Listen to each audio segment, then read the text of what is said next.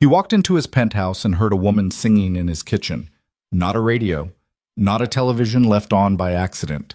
A real, living, breathing human voice drifting through the dark hallway like it belonged there.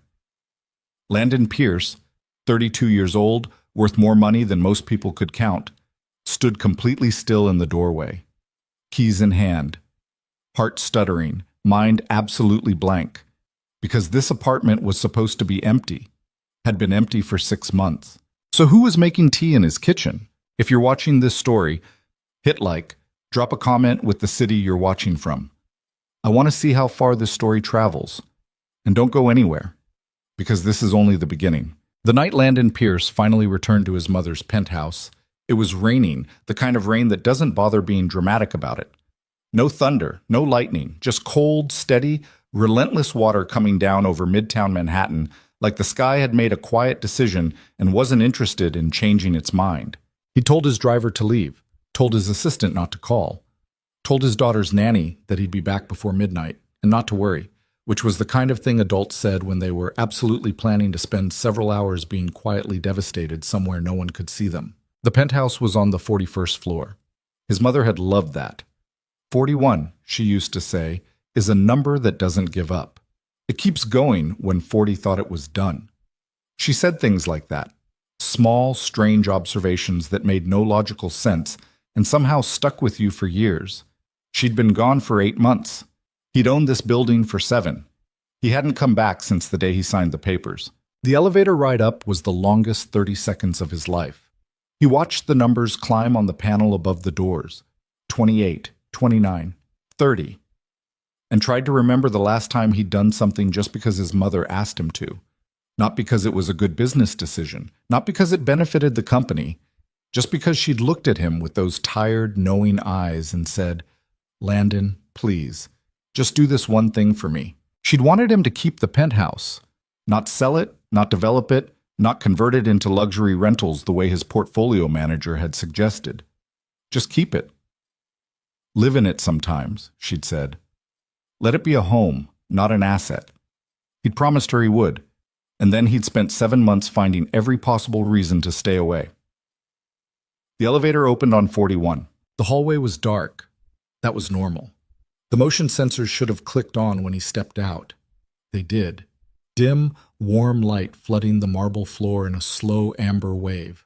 Also normal. He'd had the place maintained, cleaned twice a month. All the utilities kept running. His property manager sent reports. Everything was always fine. He walked to the front door, slid his key into the lock, and pushed it open. The apartment was dark. And then, from somewhere beyond the living room, past the dining area, through the open archway that led to the kitchen, he heard it. Humming. Soft, slightly off-key, completely unselfconscious humming. The kind of sound a person makes when they're absolutely certain they're alone, when they're not performing anything for anyone.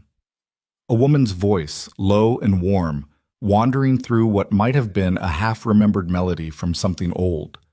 A song he almost recognized and couldn't name. Landon didn't move. His hand was still on the door handle. Cold metal. Real. He focused on it, because focusing on the door handle meant he wasn't completely losing his mind in the hallway of his dead mother's apartment at 9:30 on a Tuesday night. He heard the sound of water. A kettle being filled.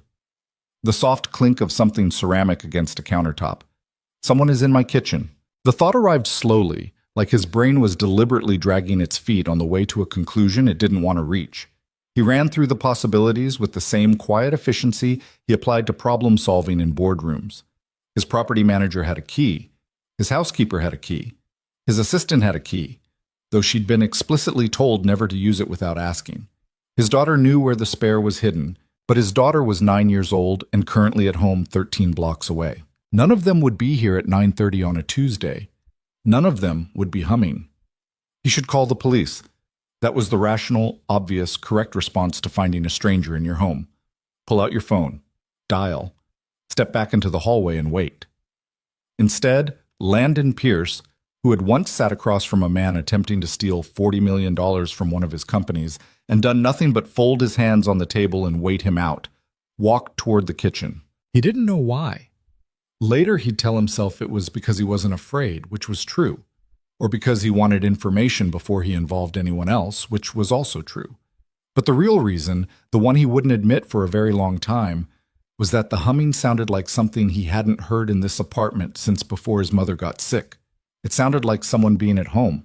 He stopped in the archway. The kitchen was lit, the overhead light on, warm and ordinary. And standing at the counter with her back to him, wearing a large gray sweater that had seen better years and her dark hair pulled up in a knot that was actively coming apart, was a woman he had never seen in his life. She was pouring hot water into a mug. She had a sandwich on a plate beside her, the kind assembled with the careful economy of someone who knew exactly how much food they had and wasn't wasting any of it. Half a sandwich, one mug of tea, a book open flat on the counter, spine cracked the way books get when they've been read in the same spot too many times. She still hadn't noticed him. "Excuse me," Landon said.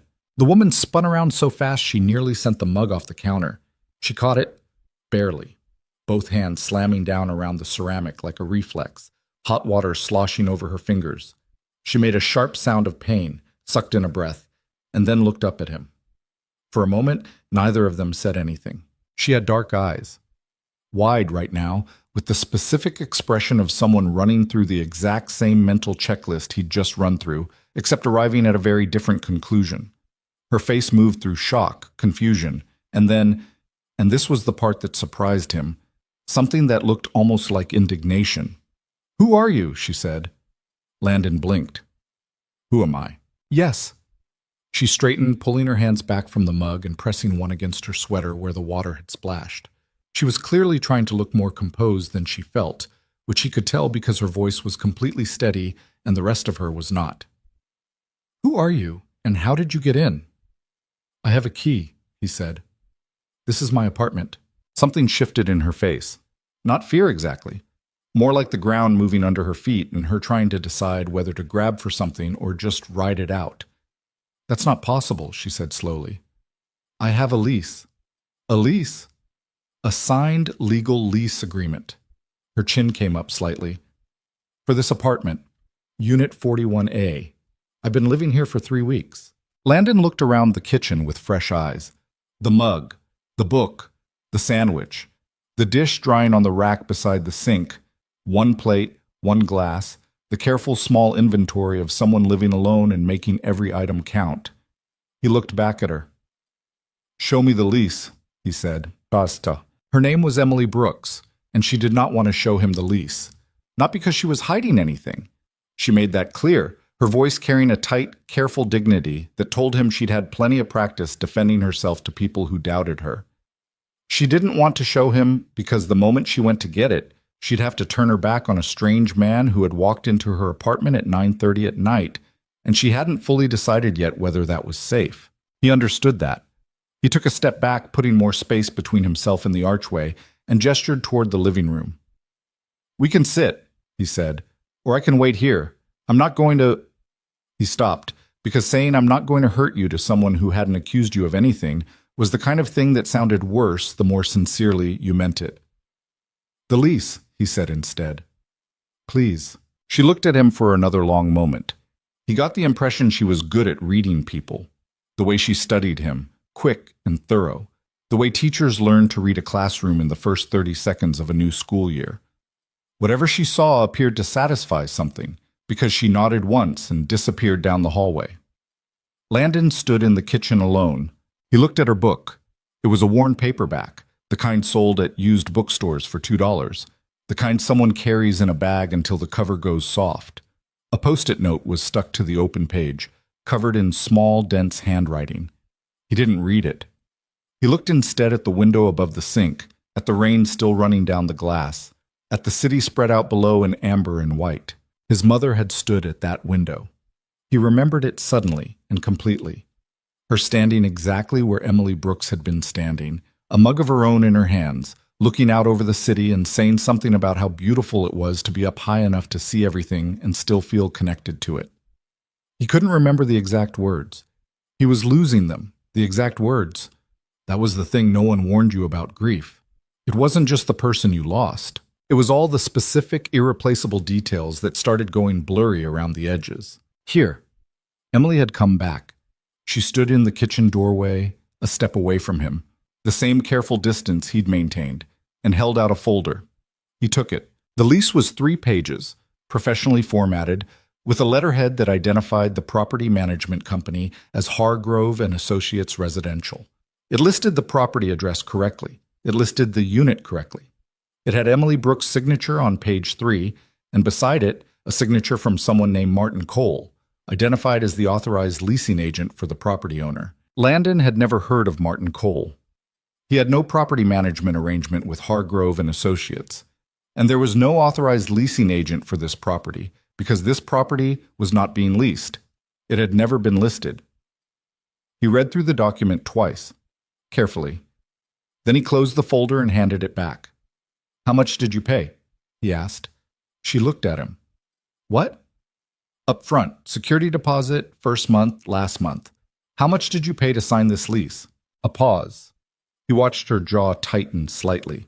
The specific, controlled expression of someone who's learned to keep their financial vulnerability very close to their chest, because showing it has cost them before. $4,200, she said finally. "In cash?" "Bank transfer, to an account they gave me for the management company." She looked at the folder in her hands. "It's all in the paperwork." He already knew what he would find if he traced that account. Nothing good. He pulled out his phone, opened his contacts, and found his property manager's name. "It's 9:30, Emily said. "David won't care." He pressed call and listened to it ring. While it rang, he looked at her again. She was watching him with that same careful, measuring look, still standing in the doorway, like she hadn't fully committed to being in the same room as him. "You're a teacher?" He wasn't sure why he said it. The post-it notes, the book. Something about the way she stood. She blinked. "Elementary school, 3rd grade. Why?" "Just the reading." He gestured vaguely at the counter. She looked at the book and then back at him, and the corner of her mouth did something complicated that wasn't quite a smile, but wasn't entirely hostile either. David picked up on the 4th ring, sounding confused and slightly alarmed, which was appropriate. "David," Landon said, "I need everything you have on the 41st floor unit at the Whitmore building. Tonight. I also need you to find out who Martin Cole is and what his connection to the former ownership of this property looks like. And I need the name of whatever contact we have at Manhattan Fraud." He listened. "I know what time it is. Yes, I'll explain later. Tonight, David." He hung up. Emily was still standing in the doorway. The indignation from earlier had softened into something more complicated.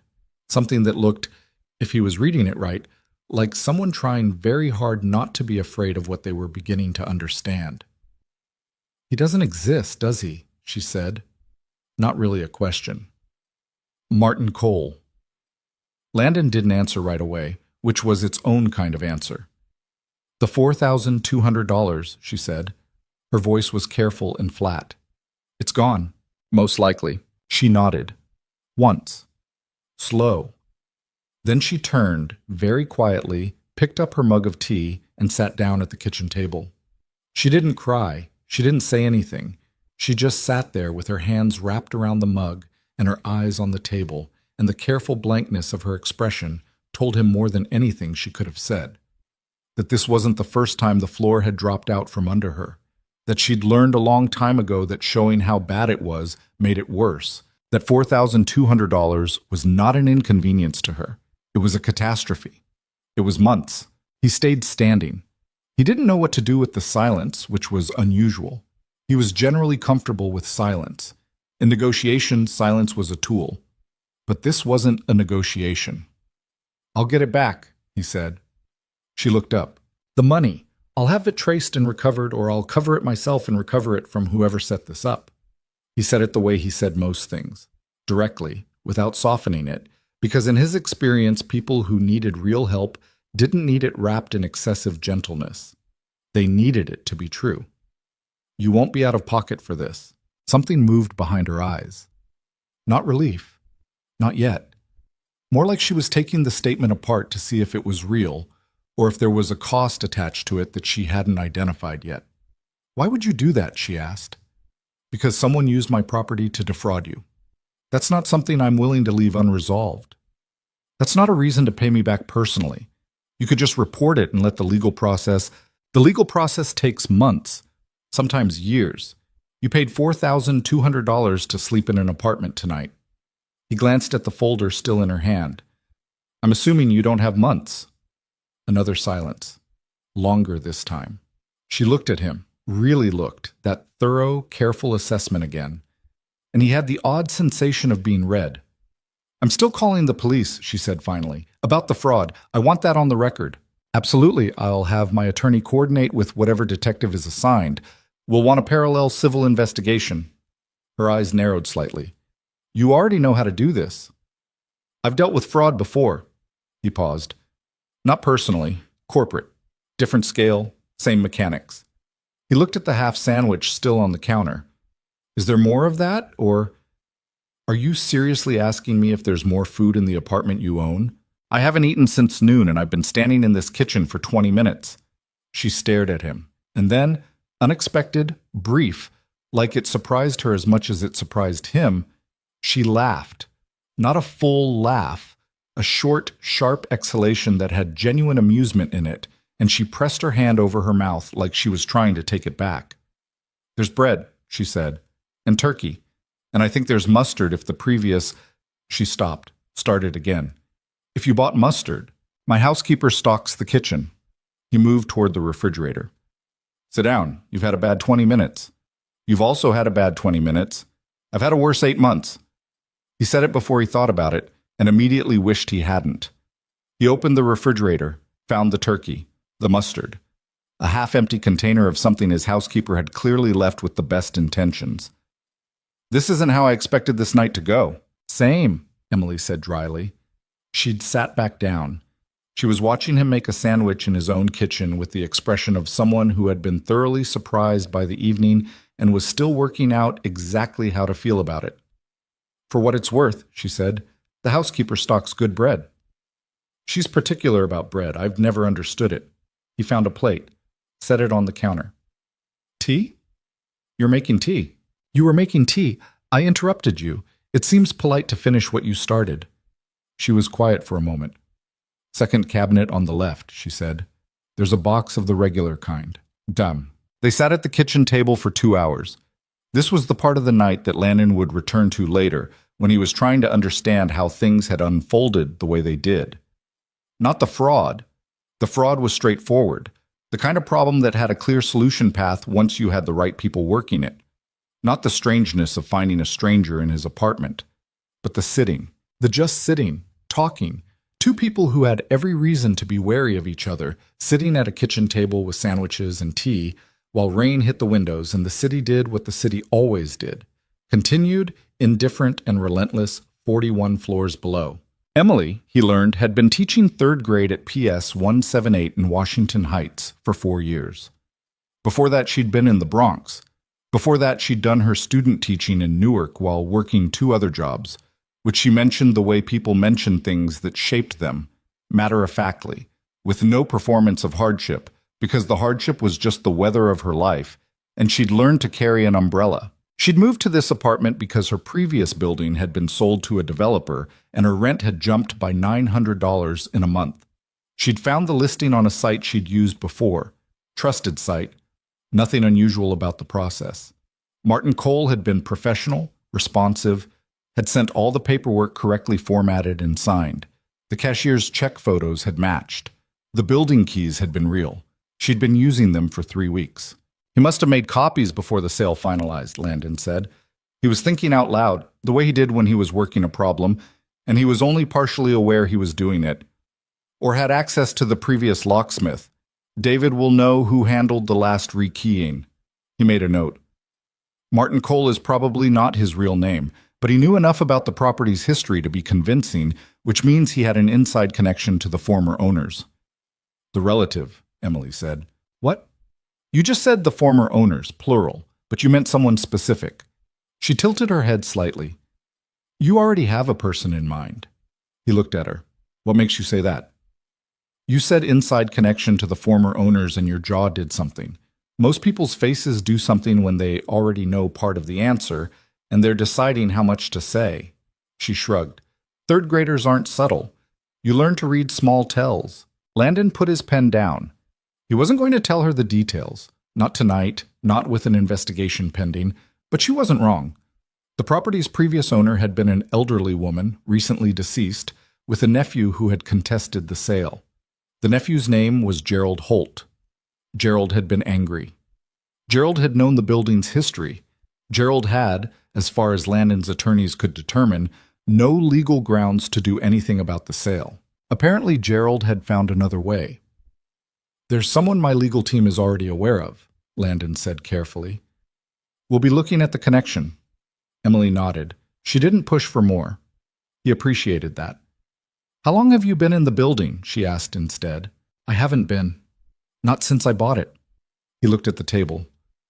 "My mother wanted me to keep it. She grew up in this neighborhood. This building was... She used to stand outside and look at it when she was a kid. She thought it was the most beautiful thing she'd ever seen." He paused. He hadn't meant to say any of that. "She died 8 months ago. Lung cancer. Fast." "I'm sorry," Emily said. Simple, direct, no elaboration. The way someone said it when they meant it and understood that you didn't need them to build a structure around it. "I kept finding reasons not to come back. It felt..." He stopped. "It felt like the kind of thing I should be ready for before I did it, and I was never ready." "What made you come tonight?" He thought about it honestly, which was a thing he did rarely and found uncomfortable. "I don't know," he said. "I just got in the car and told the driver to come here. That was it." Emily was quiet for a moment, then, "I do that sometimes. With my sister's old neighborhood, after she moved away. I drive past it on my way home for no real reason, like there was something I was supposed to pick up there." "Did you ever find it?" "No." She smiled, small and real. "But I stopped needing to, eventually." He didn't respond to that. He looked at his phone. There were 4 missed calls from David, 2 from his attorney, 1 from an unknown number that was probably Gerald Holt having a very bad night of his own. "I have to make some calls," he said. "Of course. You can..." He stopped. This was the part he hadn't worked out. The logical thing, the correct thing, the thing any reasonable person would do, was to tell her he'd arrange a hotel for the night, handle the situation properly, have his attorney reach out in the morning. Clean lines, no complications. He looked at the kitchen, her book on the counter, the mug she'd rinsed and left on the drying rack, the half sandwich she'd wrapped in plastic wrap and put back in the refrigerator with careful precision. "Stay tonight," he said. "The apartment is yours for now. I wasn't using it. We'll figure out the legal situation properly, but there's no reason to..." He stopped again. "You paid rent on this apartment. Even if the transaction was fraudulent, you had a reasonable expectation of occupying it. It would be wrong to make you leave tonight." She looked at him for a long moment, the measuring look again, looking for the cost.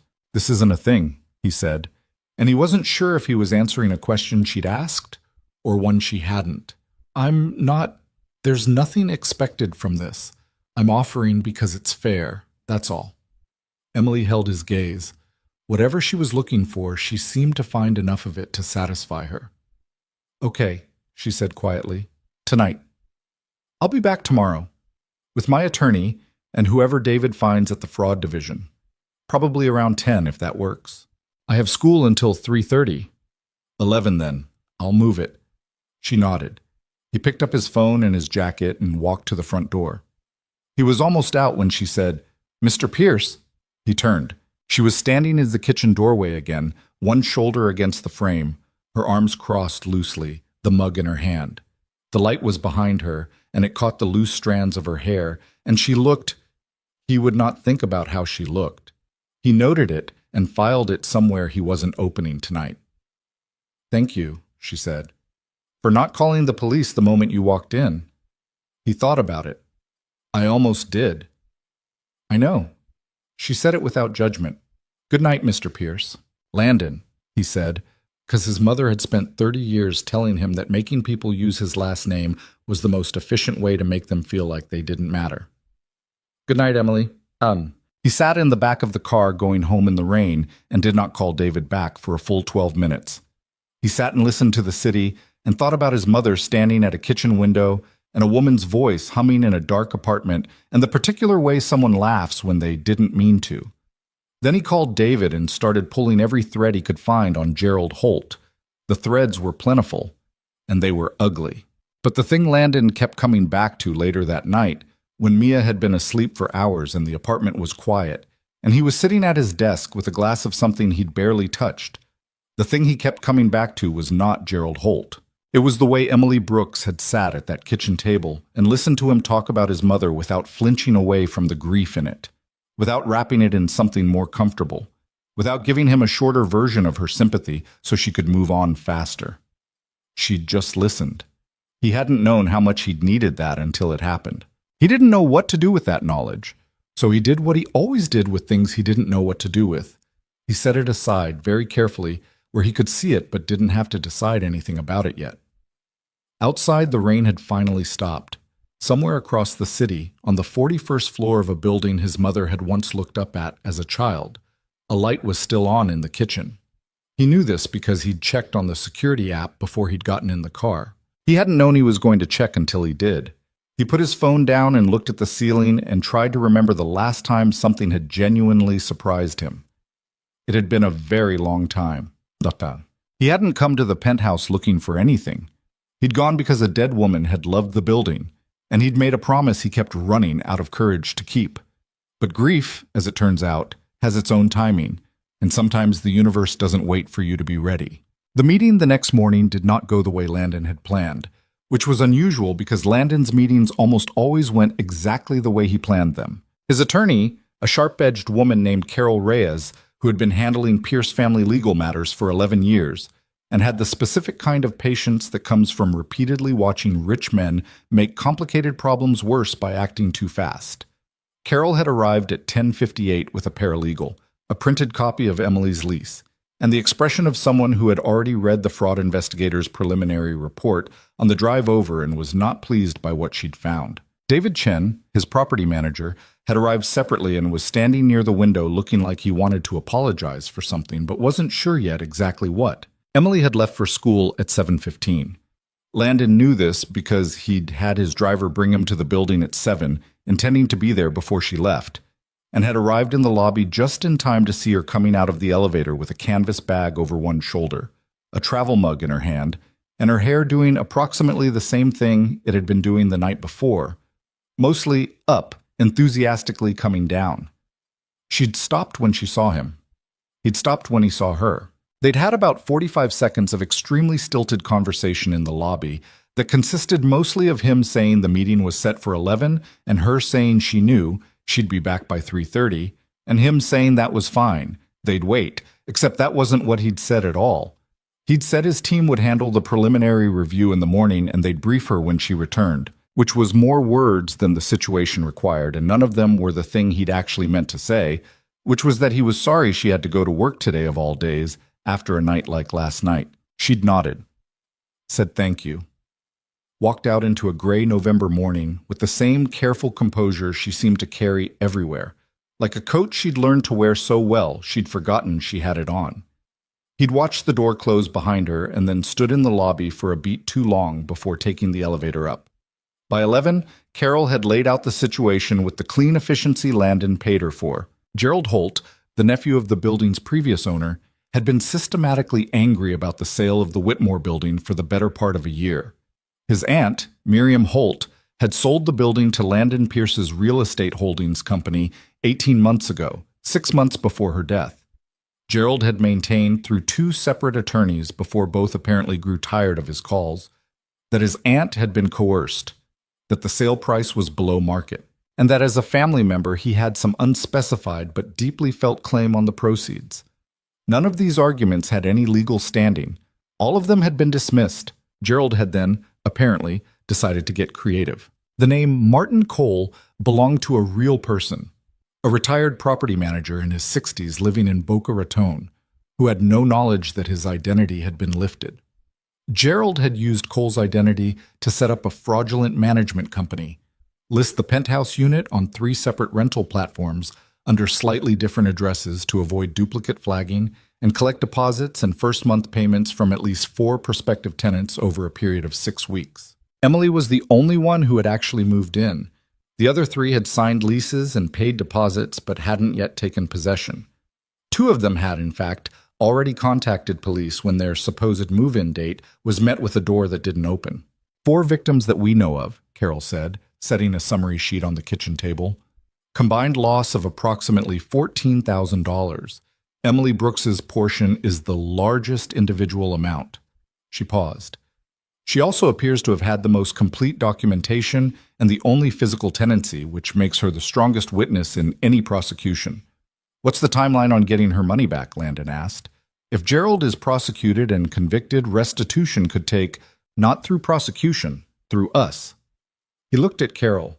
I want her $4,200 back in her account within 48 hours. Draw it from the building operations fund, and we'll recover it when Gerald is held liable. Carol wrote something down without changing her expression, which was how she indicated she had opinions she was choosing not to voice. I'll draft the transfer authorization. David, from his position near the window, finally said what he'd been building up to since he arrived. I should have flagged that the unit had been accessed. There were entry logs. The fake Cole had a copied key, used it twice in the week before Ms. Brooks moved in, presumably to stage the apartment well enough for a showing. I missed it. He looked at Landon directly. That's on me. I should have caught it.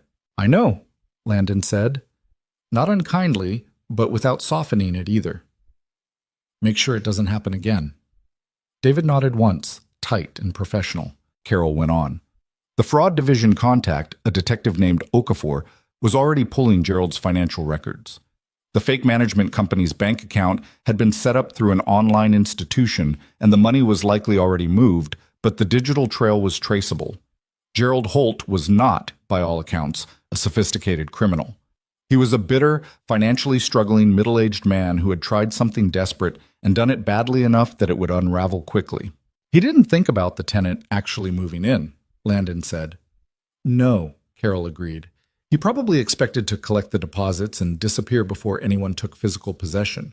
Ms. Brooks moving in 3 weeks early, her previous landlord apparently accelerated the move-out date, seems to have caught him off guard. Landon thought about that for a moment. Emily's previous landlord had pushed her out early. She'd moved into a fraudulent apartment because her real one had been taken from her first. One bad thing leading to another, the way they tended to for people who didn't have the cushion to absorb the impact. Get it done, he said. All of it. Carol and David left at 12:30. Landon stayed. He wasn't sure why, exactly. He had a 2 o'clock he'd already rescheduled twice and really couldn't push again. He had 17 unopened emails that his assistant had flagged as urgent, which in practice meant 12 of them were her definition of urgent and 5 of them actually were. He had a daughter who'd been asking him for 2 weeks if they could get a dog, and he'd been saying he'd think about it, which both of them understood meant no, but he was trying to find a kinder way to say it. He stayed and sat at the kitchen table and looked at the city through the window and thought about nothing in particular for the better part of an hour. When Emily got home at 3:47, 12 minutes later than she'd said, because the crosstown bus had done what crosstown buses in Manhattan did in November, which was arrive whenever it felt like it, she found him at the table with a cold cup of coffee and his jacket over the back of the chair. She stopped just inside the door, looked at him. You're still here. Carol left a copy of the documentation for you to review. He gestured at the folder on the table. I wanted to walk you through it. She set her bag down. She looked tired in the specific way teachers look tired. Not physically exhausted exactly, but like she'd been pouring from a vessel that hadn't been refilled recently. She sat down across from him, pulled the folder toward her, and opened it. He walked her through it. All of it. Gerald Holt, Martin Cole's stolen identity, the other victims, the fraud division, the timeline. She listened without interrupting, which he was beginning to understand was a characteristic thing she did. Let people finish before she responded, which in his experience was rarer than it should have been. When he finished, she was quiet for a moment, looking at the summary page. 4 other people, she said. 3 other victims. You're the 4th. And I'm the one who actually moved in. She absorbed that. So he had no idea I was here. Almost certainly not. When I showed up last night, he probably thought the apartment had been sitting empty. She closed the folder. 4,200, she said, mostly to herself. Her voice was even. I saved that for 8 months. He didn't say anything. There wasn't anything useful to say. 8 months of not buying coffee at the place near school, she continued. Not fixing my laptop keyboard. The K key's been stuck for a year. It's honestly impressive how creative you get around a broken K. She stopped herself, let out a short breath. Sorry, I'm not trying to make you feel guilty. You didn't do this. Gerald Holt did this. Right. She looked at the window. The money being returned in 48 hours, that's you, isn't it? Not the legal process. It's the Building Operations Fund, which you own. He didn't answer. Landon. She said his name like she was picking it up and checking its weight. It was the first time she'd used it. I'm going to pay that back. When the restitution comes through, whenever that is, I'll pay it back. That's not necessary. It is to me. Her eyes were steady on him. I'm not in a position to accept $4,000 as a gift from someone I met 20 hours ago. That's just the truth. I'll pay it back.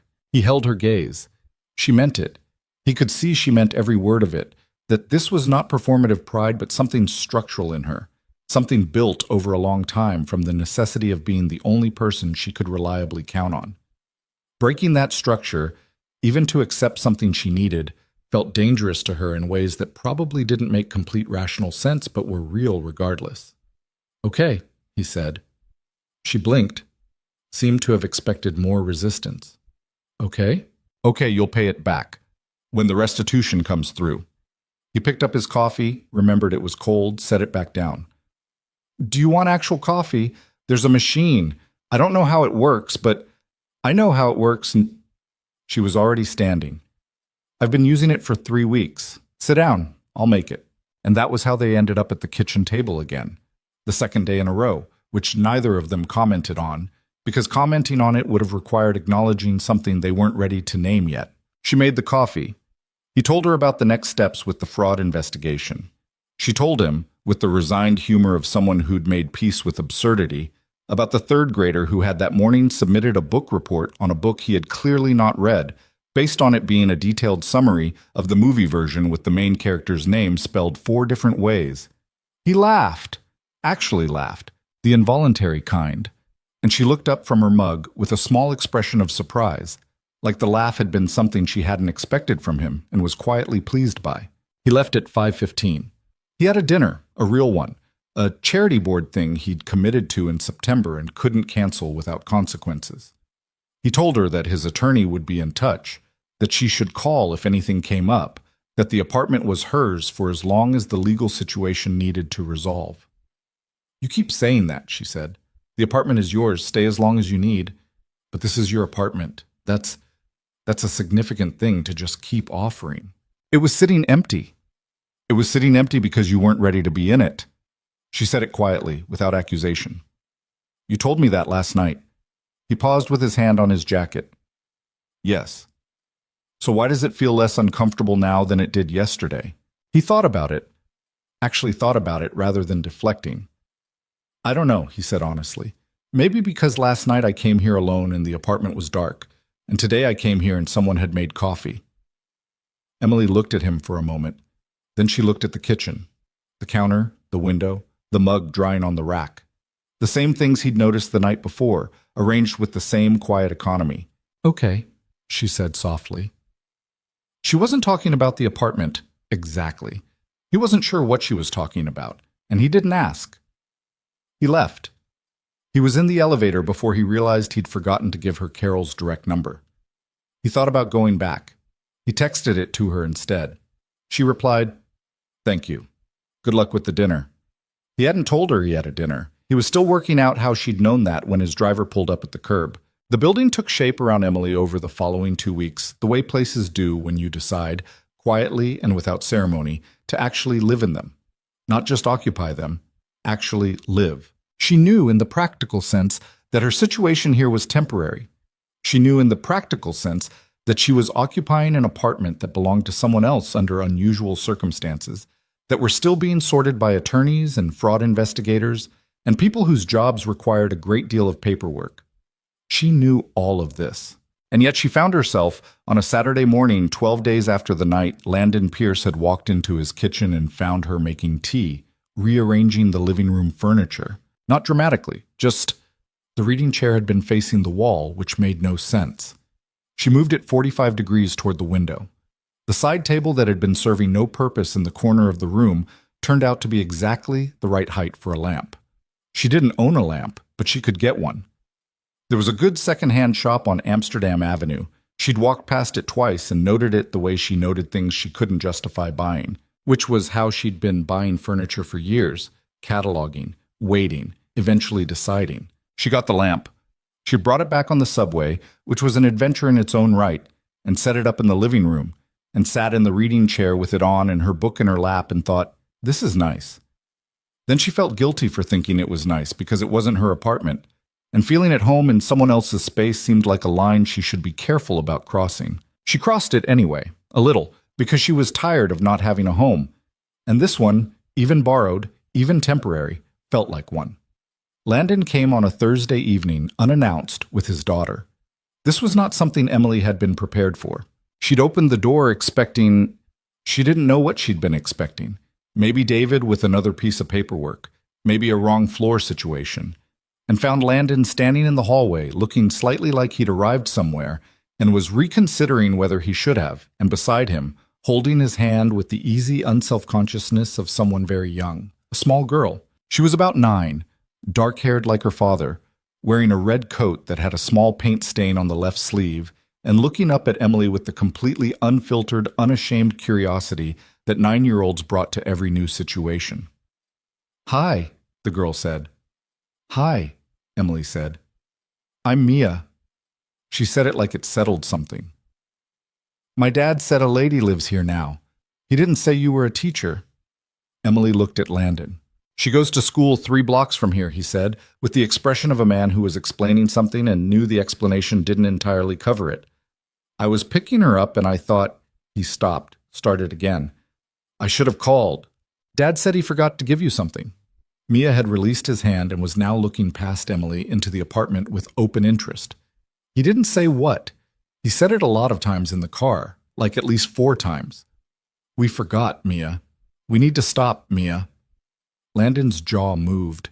Emily stepped back from the door. "Come in," she said. She made tea. Mia, upon discovering that Emily taught 3rd grade, immediately launched into a detailed and only partially coherent account of everything that was wrong with her current teacher, which Emily listened to with the professional patience of someone who had heard approximately 1 million versions of this exact speech, and understood that 50% of it was genuine grievance, 30% was exaggeration, and the remaining 20% was a 9-year-old testing how much an adult would actually listen. She listened to all of it. Mia sat at the kitchen counter on a bar stool she'd climbed onto herself without asking, elbows on the surface, talking with both hands. She had a liveliness to her that was partly just being 9, and partly something that seemed specific, the kind of energy a child gets when they've been in a quiet house for a long time, and suddenly there's someone new in the room. Landon sat at the table. He was supposed to be on his phone. He'd had it out when he came in, something about a call he needed to return. But he wasn't looking at it. He was watching Mia talk. Emily noticed. The thing about watching a parent watch their child, really watch them, with the particular quality of attention that doesn't get performed, that just happens, is that it told you things. Landon Pierce in a boardroom was probably one version of himself. Landon Pierce sitting at a kitchen table watching his 9-year-old daughter tell a stranger about the injustice of assigned seating was a different one. Quieter, less constructed. The grief he'd mentioned the first night sat in his posture differently here, not as something heavy he was carrying, but as something he'd set down for the moment, and was grateful to have set down. "She loves talking," he said quietly, during a gap created by Mia going to investigate whether there was anything interesting in the refrigerator. "She's been quieter than usual this year, since my mother." "They were close?" "Mia doesn't remember her mother. My ex-wife left when she was 2. He said it with a flat matter-of-factness that told her it was old hurt, handled but not gone. "My mother was She was the primary female presence in Mia's life. She's the one who took her to school when I was traveling, the one who knew which bedtime books she liked. All of that." He paused. "She took it harder than she lets on. She doesn't want to upset me." Emily thought about that, about a 9-year-old carrying grief quietly to protect her parent. "She's perceptive. Too perceptive." He looked at the refrigerator where Mia was now inspecting the contents with the focused intensity of a scientist. She told me last month that I seem sad all the time, but I try to act busy so she doesn't worry. She said it the way kids say things, just directly, like she wanted me to know she knew. What did you say? I said she was right, that I was sad and I was working on it, and that she didn't need to protect me. He looked back at the table. She nodded like she didn't fully believe me, but was willing to let it go for now. That sounds right. Dad, Mia called from the refrigerator. There's leftover pasta. Can Emily have us for dinner? That's not how that works, Landon said. Why not? Because you don't invite yourself to dinner at someone else's apartment by pointing at their refrigerator.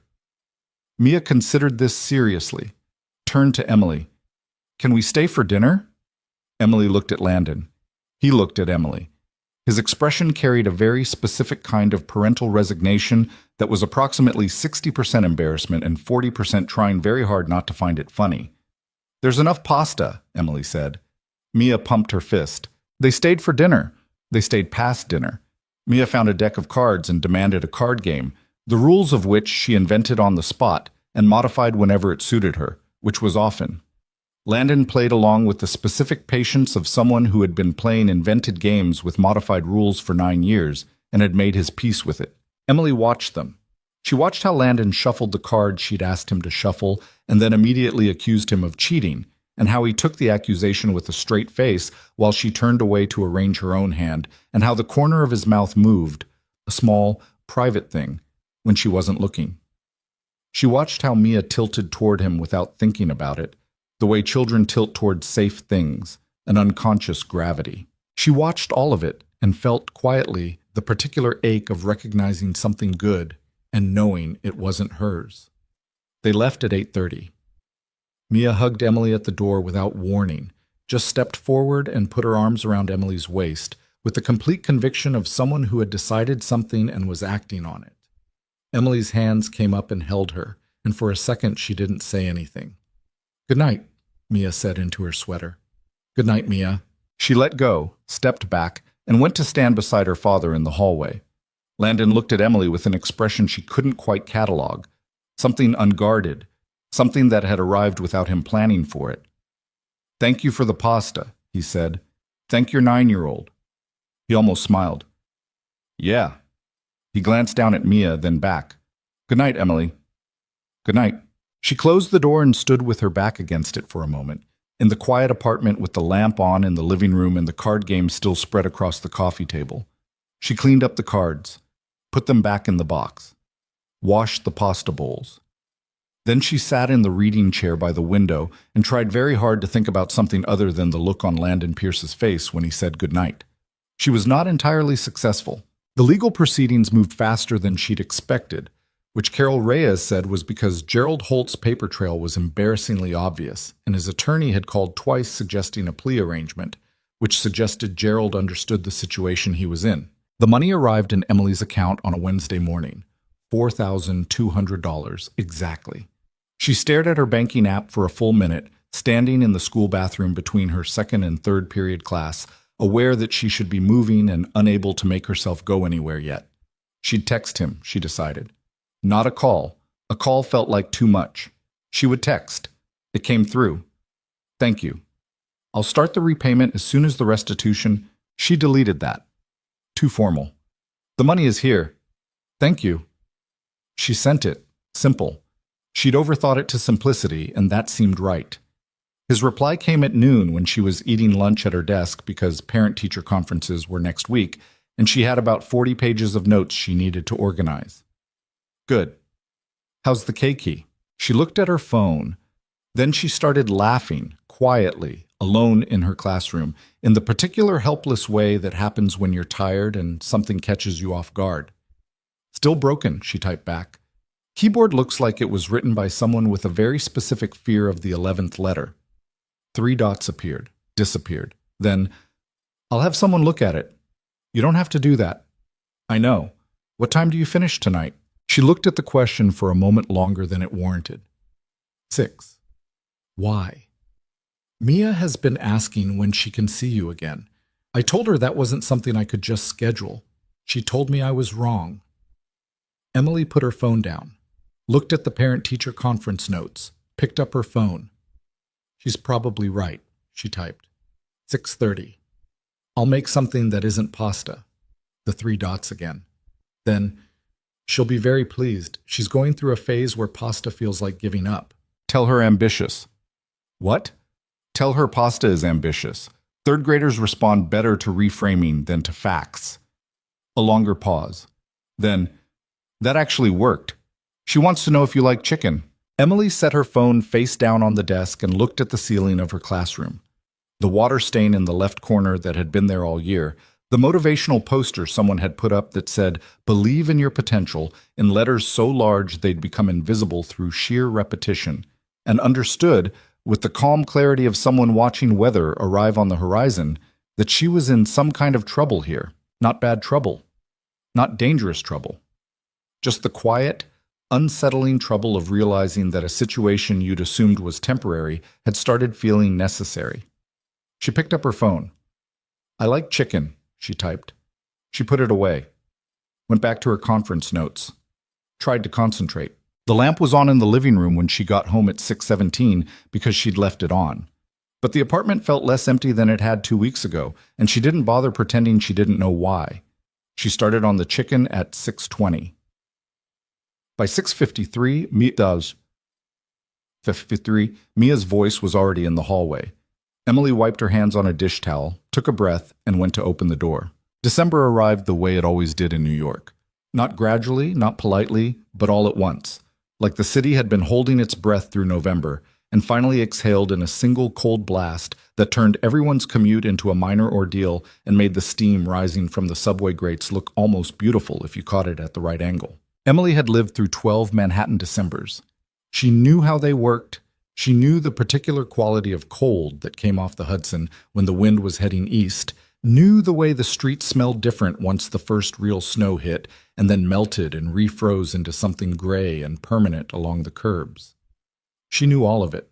What she didn't know was how it would feel to experience it from the 41st floor, in an apartment with floor-to-ceiling windows and heating that actually worked, with a lamp she'd bought for $12 on Amsterdam Avenue and a card game permanently living on the coffee table because Mia kept showing up and demanding rematches. It felt, honestly, a little surreal, like she was living in someone else's life and hadn't quite worked out whether she was borrowing it or being lent it, or something else entirely that didn't have a clean word. Landon came on Tuesdays and Thursdays, usually with Mia, sometimes alone when his daughter had an after-school activity or a sleepover. He always had a reason. Paperwork from Carol, something the building manager needed signed. A question about the fraud investigation timeline. The reasons were real, she didn't doubt that. But they were also, she'd begun to notice, slightly more frequent than they strictly needed to be. She didn't say anything about it. She made dinner or coffee or whatever the evening called for, and they sat and they talked. And it was, the word she kept arriving at was easy, which surprised her every time she arrived at it, because nothing about Landon Pierce suggested easy. He was contained in a way that read as closed off until you'd spent enough time with him to understand it was more like a city that didn't put up tourist signs. You had to actually walk around in it before anything became familiar. She was starting to find her way around. He asked questions, real ones, not conversational ones. He wanted to know about her students, specific ones she'd mentioned, and remembered what she'd said about them from week to week. He wanted to know about her sister, who'd moved to Portland 2 years ago and called every Sunday and was the only person in Emily's life who had been told the full, unedited version of the Gerald Holt situation. He wanted to know about the stuck K key, which had been fixed. Someone from his building maintenance team had appeared at the door on a Saturday morning with a small toolkit and the polite professionalism of a person who had been sent on an errand and was going to complete it without asking any questions. Emily had stood in the doorway and watched him replace the key and thought, this is what it looks like when resources are infinite and someone decides to use them for something small. She told Landon the key was fixed that Tuesday. He'd said, good. She'd said, you didn't have to do that. He'd said, I know, and moved on to something else, and she'd understood that was how he operated. He did things and didn't particularly want credit for them, which was either very evolved or a habit formed by growing up in a world where everything he did was watched and weighted, and she suspected it was mostly the latter. On the second Thursday of December, he came alone. Mia had a school winter concert rehearsal that ran until 8, and he dropped her off and then, apparently, come straight here. He looked tired in a way he didn't usually let show. She noticed it when he came in, the particular tired that wasn't physical, wasn't lack of sleep, but was the tired of carrying something for a long time without putting it down. She didn't ask immediately. She made coffee. She asked about the rehearsal, what Mia was performing, what instrument. She'd been told violin, but wasn't sure she'd remembered correctly. Violin, he confirmed, dropping into the chair at the kitchen table with the involuntary relief of someone who'd been standing all day. She started 3 years ago. My mother pushed for it. I thought it would last about 6 weeks before she lost interest. He paused. She's actually good, which I say as someone with no ability to judge, but her teacher says it too and seems genuine about it. Kids who are perceptive usually take to instruments, Emily said. They hear things other kids miss. She hear things I miss, definitely. He looked at his coffee. She told me last week that I'm different when I'm here than when I'm at home. Emily set her own mug down. Different how? Less far away, she said. He turned the mug in his hands. A habit, she'd noticed. He turned things when he was working something out. She said at home I'm always a little bit somewhere else, even when I'm in the room. But here, I'm just here. He looked up. That was her exact phrase, just here. Emily didn't respond immediately. The refrigerator made its small sound in the background, traffic somewhere below, muffled by the height and the glass. She's right, isn't she? Emily said. Not a question. Yeah. He said it like it cost him something to admit. I don't know how to explain it. I've been going through the right motions for 8 months. Since my mother.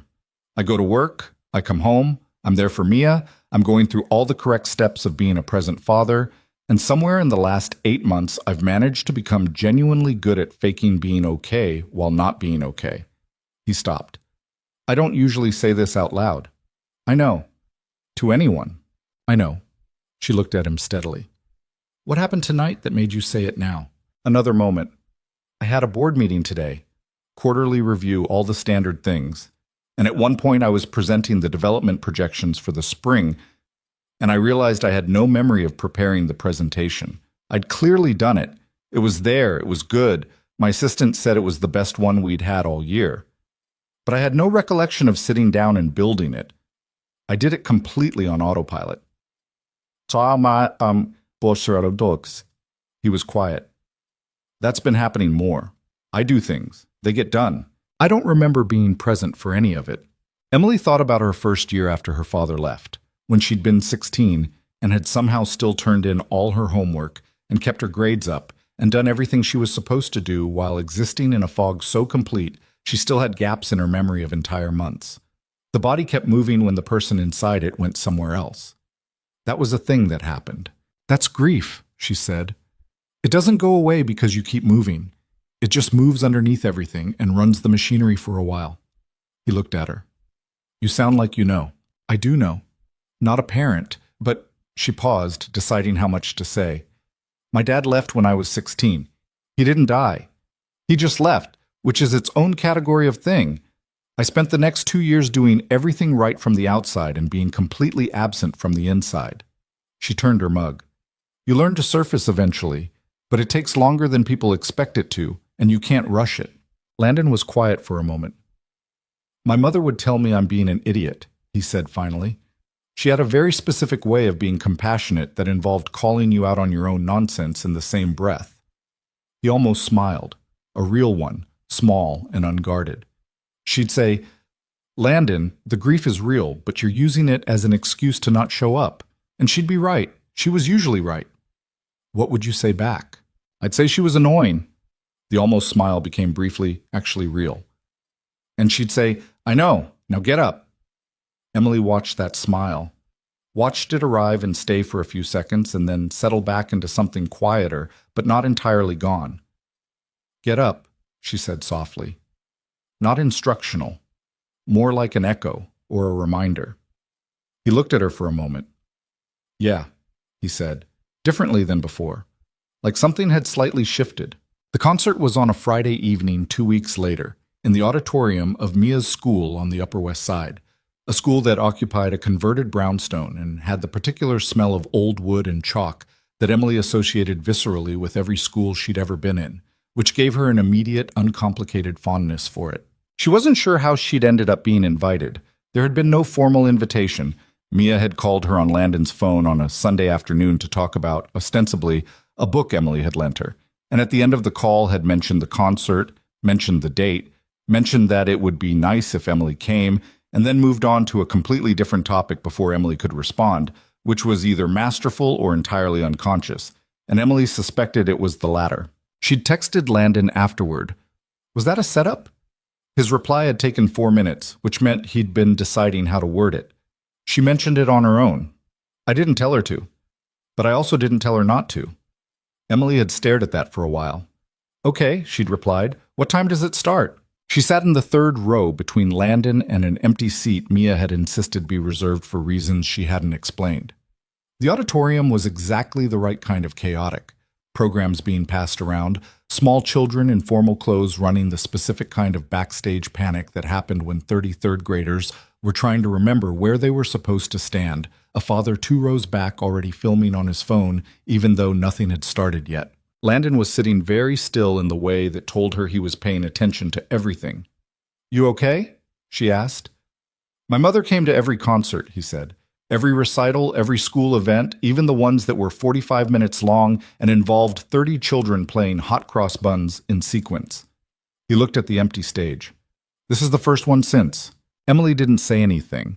She just moved her arm on the armrest so her elbow was close to his, not touching, but near, and left it there. The lights went down. Mia was in the second violin section, 4th from the left, wearing a dark dress she'd clearly had an opinion about. It was slightly less formal than the others, and had small embroidered flowers at the collar that she had almost certainly added herself. She found Emily and her father in the audience in about 30 seconds, with the instinctive radar children had for the faces they were looking for, and gave them a wave that was supposed to be subtle and was not. The music started. It wasn't perfect. It was a school concert.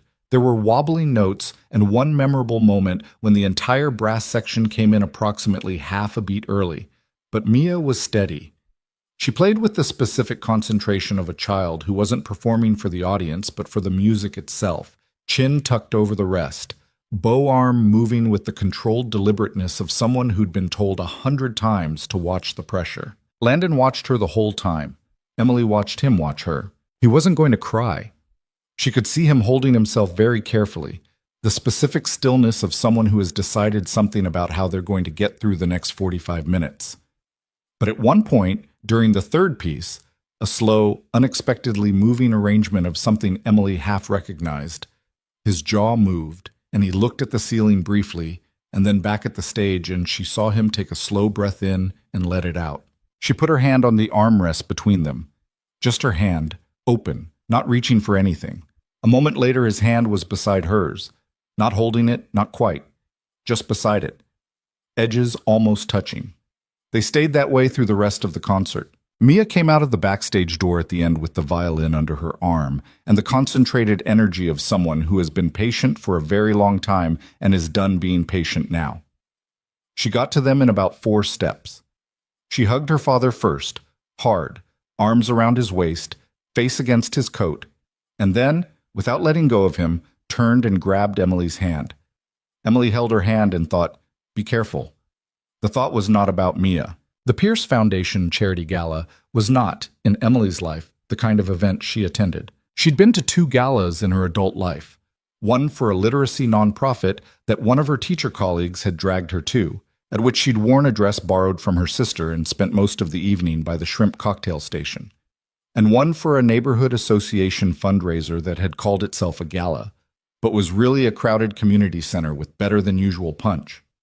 Those were her gala experiences. She'd agreed to this one because Landon had asked her in a way that was direct, without being pressuring, which she'd come to understand was his characteristic mode. He didn't manipulate, didn't angle, just said the thing he meant and waited. He'd said the foundation did real work that he cared about, that it would be a long evening and he'd prefer not to spend it alone, and that she could leave whenever she wanted and he'd arrange the car. She'd said yes, which she'd told herself was because the foundation's work, arts education in underfunded schools, was something she genuinely believed in and would have supported in any context. That was probably 60% true. She'd borrowed a dress from her sister, who had reacted to the phone call about the gala by going completely silent for 5 seconds and then saying in a very careful voice, "Emily, I need you to tell me everything right now. Do not skip anything." And had it overnighted from Portland because her sister had better taste and a more formal wardrobe from years of fundraising dinners in the nonprofit sector. The dress was deep green, fitted, not dramatic. It was the kind of dress that looked like you'd thought about it without wanting people to know you'd thought about it. Landon's expression when she came out of the elevator in the lobby, she'd gotten ready at the apartment and he'd met her downstairs, told her the dress had accomplished what it set out to do. He said nothing, just looked at her for half a second longer than the situation required, and then said, "The car's outside," which was, she was learning, how Landon said a lot of things. The gala was held in a midtown venue that had been designed to make wealthy people feel comfortable spending large amounts of money. Floor-to-ceiling windows, lighting calibrated to make everyone look their best, food and open bar arranged so that the ambient mood was permanently 1 degree above comfortable. Emily recognized the engineering of it immediately, having spent enough time studying classroom environments to understand that space was never neutral. She was also, she would admit privately, a little overwhelmed, not by the room she could handle, by the people in it, by the way conversation shifted when Landon walked through, the acknowledgments, the hands extended, the names and faces she had no context for, the specific social choreography of a room full of people who all knew the same 20% of the same other people and spent events like this navigating the implications. Landon moved through it easily. Not coldly. He was engaged when engaged with, laughed when something was actually funny, introduced Emily clearly and without over-explaining her presence. But he moved through the room like someone who had been doing this his whole life and found it useful rather than enjoyable, which she suspected was accurate. She stayed close, not attached, and watched. About an hour in, while Landon was briefly pulled into a conversation with a foundation board member, and she'd found a slightly quieter spot near the window with a glass of something decent and a clear view of the city below, a woman appeared beside her, 50s, silver hair, wearing a dress that cost more than Emily's monthly rent, without trying to look like it. "You're not like the others," the woman said, without preamble, as if they were continuing a conversation. Emily looked at her. "I'm sorry?" "The women he usually brings to these things, when he used to bring women to these things." The woman sipped her drink with the casual authority of someone who said whatever they thought and had never been particularly penalized for it. "They were either very polished or very young, which in my experience often means the same thing. You're neither." She looked at Emily with frank curiosity. "You're looking at the room like you're trying to figure out how it works. Isn't that what you do in a room you don't know?" The woman smiled. "Most people in rooms they don't know try to look like they do. You're just actually looking." She extended her hand. "Patricia Huang. I've been on the foundation board since Landon's mother founded it." Emily shook her hand. "Emily Brooks." "I know who you are," Patricia said. Emily must have done something with her face because Patricia added, "Not in a surveillance way. He mentioned you at the last board meeting. Said the foundation was doing important work in arts education, which he said before. But then he said he'd been reminded recently why it mattered, which he's never said before." She studied Emily with the look of someone who'd been reading people in board meetings for 30 years. "You teach 3rd grade?" "Yes." His mother would have liked that. She said it simply, looking back at the room. She was a school teacher, elementary school, before she married his father, before any of this. She gestured, vaguely encompassing the room and everything it represented. "He doesn't talk about her much publicly, but she's in everything he builds." Emily followed her gaze across the room to where Landon was standing. He'd finished the conversation with the board member and was now listening to someone else, standing with that particular quality of attention he had, where his whole body oriented toward whoever was speaking. "The apartment he bought," Patricia continued, "she grew up a block from it. Did you know that?" He mentioned she loved the building. She used to tell him she stood outside it as a girl and imagined what it would be like to live somewhere like that. He bought it 6 months before she died. She was too sick to ever see inside it. Patricia looked at her glass. "I think that's why he couldn't go back. He bought it so she could see it, and then she couldn't, and going there meant standing inside a gift that was never received." Emily was quiet for a moment. Something she'd half understood clicked more fully into place. "He came back," she said finally. "Yes," Patricia said. "He did." Landon found her 20 minutes later, having navigated free of the board conversation and, apparently, 2 other conversations she'd missed. He appeared beside her with a plate of food she hadn't asked for and hadn't known she wanted and set it on the windowsill between them. "You talked to Patricia Huang," he said. "She found me." "She finds everyone. It's a skill." "What did she say?" Emily looked at the city below, the particular beauty of Manhattan at night from height, all that light contained and purposeful. "She told me your mother was a school teacher." He was quiet for a second. "I don't usually lead with that." "Why not?" "Because people react to it as a story rather than a fact. It becomes—" He paused, choosing words. "It becomes a narrative about how I got where I got, and I don't like my mother being a narrative." Emily understood that. "She wasn't trying to make her a narrative," she said. "I think she was just telling me she knew your mother, and that she'd have liked me." He turned to look at her. Not his assessing look, not his professional look. The one she'd seen at the concert. The one that didn't have a name yet, but that she recognized by now. "She would have," he said. The dinner program began at 9, and Landon was on the agenda. A brief address, something he'd written himself, Carol had told her, and rewritten twice. He hadn't mentioned it to Emily.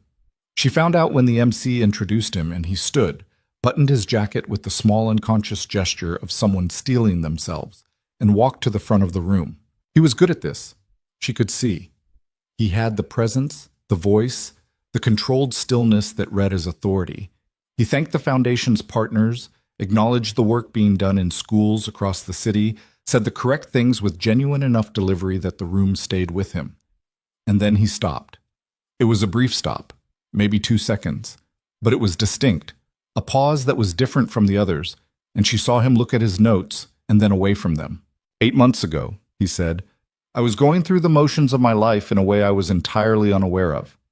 I'd lost someone. My mother, this foundation's founder, a woman who believed that giving a child access to art was not a luxury, but a right. And I'd done what I'd taught myself to do in difficult situations. I kept moving, I kept building, I kept managing. He paused again. Someone recently told me that grief doesn't go away because you keep moving. It moves underneath everything and runs the machinery for a while. He looked up from the notes he'd now stopped using entirely. I'm still in the machinery phase, I think, but I've been reminded in unexpected ways why the work matters, why she built this, what a teacher actually does for a child that no spreadsheet or development projection can measure. A beat. My daughter played the violin at her school concert last week. It was the first one since my mother died. And it was... He stopped again. Shorter pause. It was very good. Light laughter from the room. He waited for it to settle. Give kids art, he said. Give them music, give them stories, give them the things that make life legible. That's what this foundation does. That's what she believed. I'm still trying to be worthy of that. He picked up his glass. Thank you. The room applauded. Emily's hands were moving with everyone else's. She was looking at the table. Across the table, Patricia Huang caught her eye and gave her a small, knowing nod that Emily decided not to interpret too carefully. In the car afterward, they were both quiet for a few blocks. The city moved past the windows. The driver was a discreet presence behind the partition. The grief moving underneath the machinery, he said. You said that. I did. I should have told you I was going to use it. I didn't mind. He looked at her. You're sure? It was true when I said it. Still true. If it helped someone in that room, that's better than it just sitting in my kitchen. He was quiet for a moment.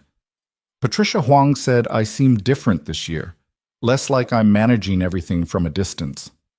Is she right? She's right, he said simply. He looked at the city passing outside. You did that. Emily looked at her hands in her lap. I didn't do anything. You talked to me, he said, like I was a regular person. You didn't calculate how to handle me. You didn't treat me like a situation to be managed. You just talked, asked questions that weren't positioned. He paused. You don't know how unusual that is. She thought about all the things she could say, She thought about Patricia Huang saying he's different, and Mia saying just here and the way he'd looked at the empty stage before the concert started. You talked back, she said finally. You didn't have to. Most people with a lot of walls don't. I didn't notice I was doing it. I know. She looked at him. That's how it works, usually. The real conversations. The car was 2 blocks from the Penthouse. She could see the building from here, the familiar shape of it against the December sky, the particular floor where a lamp was on because she'd left it on, the lit square of the kitchen window. I don't want to go back to the way things were before October, he said quietly, before I came back here and found you in the kitchen. He wasn't looking at her when he said it, looking at the building. I don't know what to do with that exactly. I haven't done this well in the past, whatever this is. Neither have I, she said honestly. Then we're both bad at it. Probably. He looked at her then. She looked back. 2 people in the back of a car being honest about the fact that they were frightened of something they also didn't want to stop. Okay, he said. Same word he'd used the morning after, when she'd told him she'd pay back the money, and he'd said okay without arguing. Just, okay, I hear you. I'll accept the terms. Okay, she said back. The car stopped. The driver opened the door. The cold air came in, sharp and real, and they walked into the building together in the particular way of people who haven't said everything yet, but have said enough for tonight. The elevator opened on 41. She unlocked the door.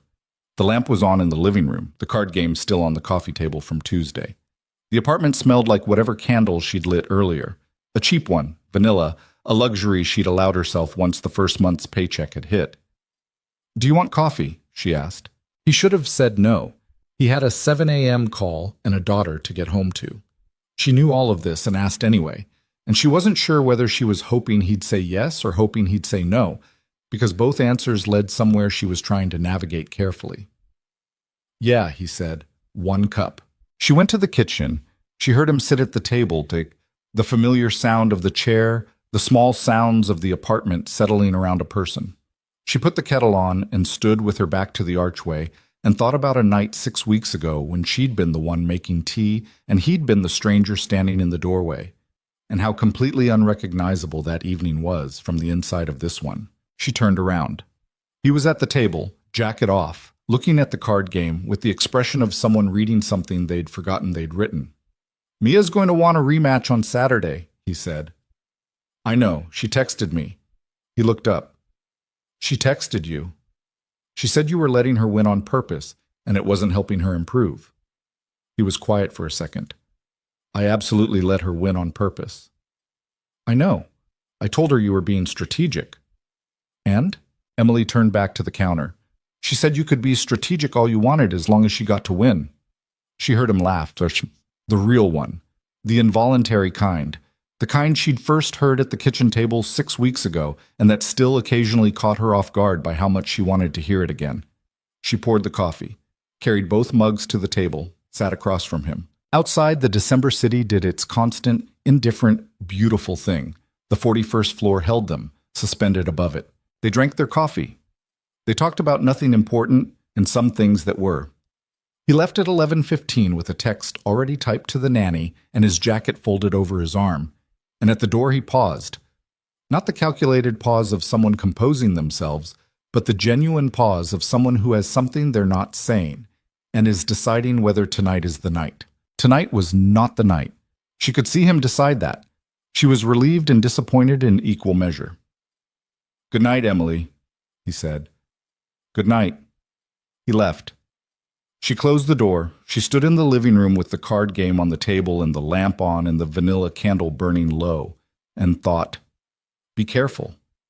And then, more quietly, underneath that, but not too careful, she picked up the mugs, carried them to the kitchen, and washed them slowly in the quiet apartment, with the December city 41 floors below, going on without her. The lease expired on a Thursday, not the fraudulent one that had been legally voided in November, rendered null by Carol Reyes in 3 paragraphs of clean, unambiguous language that had also, incidentally, served as part of the documentation package that put Gerald Holt in a room with a detective in a very uncomfortable morning. The lease Emily was thinking about now was the one Carol had drawn up afterward. A proper, legal, month-to-month arrangement at nominal cost, structured to give Emily legitimate occupancy of the apartment while the fraud case worked through the system, and she figured out her next step. That lease had a renewal date of February 15th. It was February 12th. She'd known the date was coming. She'd known it the way you know about a dental appointment 3 weeks out, distantly, then with increasing proximity, then suddenly all at once when you realize it's in 2 days and you still haven't decided anything. She hadn't told Landon yet. This was a deliberate choice, which she'd been pretending to herself was a practical one. She was waiting until she had a plan, waiting until she had something concrete to say rather than just the absence of a decision. But the honest version was simpler and less comfortable. She didn't know how to have the conversation, and she'd been putting it off the way you put off the conversations that will change something. The apartment search had started in January. She'd been quiet about it. She had a folder on her laptop she'd titled Spring Options with a name so deliberately neutral it was almost funny. 23 listings in various neighborhoods, filtered by the specific calculus of what she could actually afford versus what she could almost afford if she picked up tutoring sessions and stopped buying the good coffee. She'd toured 4 apartments. 2 had been fine. 1 had smelled like mildew in a way that the listing photos had worked very hard to conceal. 1 had been genuinely nice, a 1-bedroom in Inwood with good light and a landlord who seemed like a real person. And she'd stood in the empty living room and thought, this is a good apartment. And then she'd thought about the lamp on Amsterdam Avenue and the card game on the coffee table and Mia's hand in hers at the school concert. She'd taken the landlord's number. She hadn't called it. She'd been trying to be honest with herself about what that meant, with limited success. On Thursday morning, the 12th, she was at the kitchen counter grading reading assessments, 3rd grade, mid-year benchmark, the stack of papers that appeared twice a year like a minor natural disaster she'd learned to absorb, when her phone buzzed with a text from her sister. Have you told him yet? Her sister, whose name was Julia, and who called every Sunday and had been following the situation with the attentiveness of someone watching a slow-developing weather system approach a coast, had asked some version of this question every week since December. There's nothing to tell, Emily typed back. I'm figuring out my next place. That's not what I asked. Emily put the phone face down and went back to the reading assessments. Marcus had improved significantly on fluency. Priya was still rushing through comprehension questions in a way that suggested she understood the answers, but didn't trust herself to slow down enough to write them properly. She made notes in the margins with the practice shorthand she'd developed over 4 years, symbols and abbreviations that would mean nothing to anyone else but allowed her to cover 30 assessments in an evening. Her phone buzzed again. M. You know I love you. You also know you do this thing where you make the logistical decision before you figure out the actual decision. And then you spend 6 months in an apartment in Inwood being quietly miserable about a choice you made because you were scared. Emily read this twice. Then she put the phone in the kitchen drawer and closed it. She finished the assessments. Landon came that evening, Thursday, his regular day, and she'd made soup because it was February, and soup was the only honest culinary response to February in New York. He came in with Mia, who had a science project due Friday, and had apparently decided that doing it at home was less interesting than doing it at Emily's, a distinction Emily was choosing not to examine too carefully. Mia spread her project materials across the kitchen table with the territorial confidence of someone claiming land, and Landon sat across from her, and they worked, and Emily stirred soup and listened to Mia explain the water cycle in the specific tone of a child who has recently learned something and is furious that no one else has been as impressed by it as they should have been. Evaporation is actually the interesting part, Mia said, carefully cutting a cloud shape from white construction paper. Everyone thinks precipitation is the interesting part because it's the part you can see, but evaporation is invisible, and that's actually more impressive. Why more impressive, Sal? Emily asked. Because it's doing the whole thing without you even knowing. She held up the cloud. Can I use the blue marker? Second drawer. Landon was watching Mia with the look Emily had cataloged over the past 3 months. The one that was present without being performed, that was just actually there, watching his daughter exist in a room and finding it sufficient. He'd been doing that more. Mia had noticed and mentioned it approximately 0 times, which Emily suspected meant she'd noticed and was being careful with it, the way she was careful with things she didn't want to disturb. After the project was done and the soup was eaten, and Mia had declared it the best soup she'd ever had, which was generous given that it was a fairly standard minestrone, they ended up on the living room floor. Mia had found a jigsaw puzzle in the hall closet. Emily had bought it at a drugstore on a Sunday when she was restless and wanted something to do with her hands, and insisted they start it. It was 1,000 pieces. The box showed a covered bridge in Vermont in autumn, which Mia had declared boring, but she'd opened it anyway and was now sorting pieces with the systematic focus of someone who took puzzles seriously. They worked on it for an hour. The apartment was warm, the lamp was on, and outside the February city was doing its gray and cold routine. Landon sat with his back against the couch, legs stretched out, finding edge pieces with the methodical patience he applied to most things. Mia kept changing systems, first sorting by color, then by shape, then by some criterion she hadn't explained but seemed internally consistent. Emily sat cross-legged on the other side of the puzzle board and thought, 3 more days. She thought about the Inwood apartment, the good light, the reasonable landlord, the way she'd stood in the empty living room and felt the rightness of it as a practical solution and nothing else. She thought about her sister's text, which she'd been trying not to think about. At 8:45, Mia fell asleep. This happened without announcement. She'd been leaning against the couch, puzzle piece in hand, and then she was simply horizontal and breathing slow. Landon looked at her and then at Emily with the specific expression of a parent who has watched this happen many times and never quite gets over how abrupt it is. Emily got a blanket from the bedroom closet. She draped it over Mia without waking her, which was a skill she'd developed from years of reading groups and nap times. She and Landon moved to the kitchen, instinctively, the way they always did when they needed to talk without disturbing the air in the other room. She poured water. She was going to say it. She'd decided in the hallway with the blanket still in her hands. She was going to say it tonight, because the not saying was starting to cost more than the saying would. "The lease renews on Saturday," she said. She set the glass down and looked at him. He was leaning against the counter on the other side of the kitchen, arms loosely crossed. His expression shifted. She watched it move, and she understood from the speed of it that this was not new information to him. He'd known the date. Of course he'd known the date. He owned the building. "I know," he said. "I've been looking at apartments. Been a beat." "I know that too." He paused. "David mentioned you'd been asking him about the rental market in Upper Manhattan. He told me because he wasn't sure if he was supposed to be helping you or not." Emily looked at the water glass. "He could have just helped me." "I told him that." The kitchen was quiet. The refrigerator made its sound. From the living room, Mia breathed in the slow, uncomplicated rhythm of someone who had decided all the hard things were someone else's problem tonight. "I found a place," Emily said. "Inwood. It's a good apartment. The landlord seems reasonable. I can afford it without the tutoring if I'm careful, and with the tutoring comfortably." She kept her voice level. "Facts." She was good at facts. "I haven't signed anything yet, but I'm going to. I wanted to tell you first." Landon didn't say anything immediately. He looked at the counter. She watched his jaw move slightly, the tell she'd identified in October, the one that appeared when he was deciding how much to say.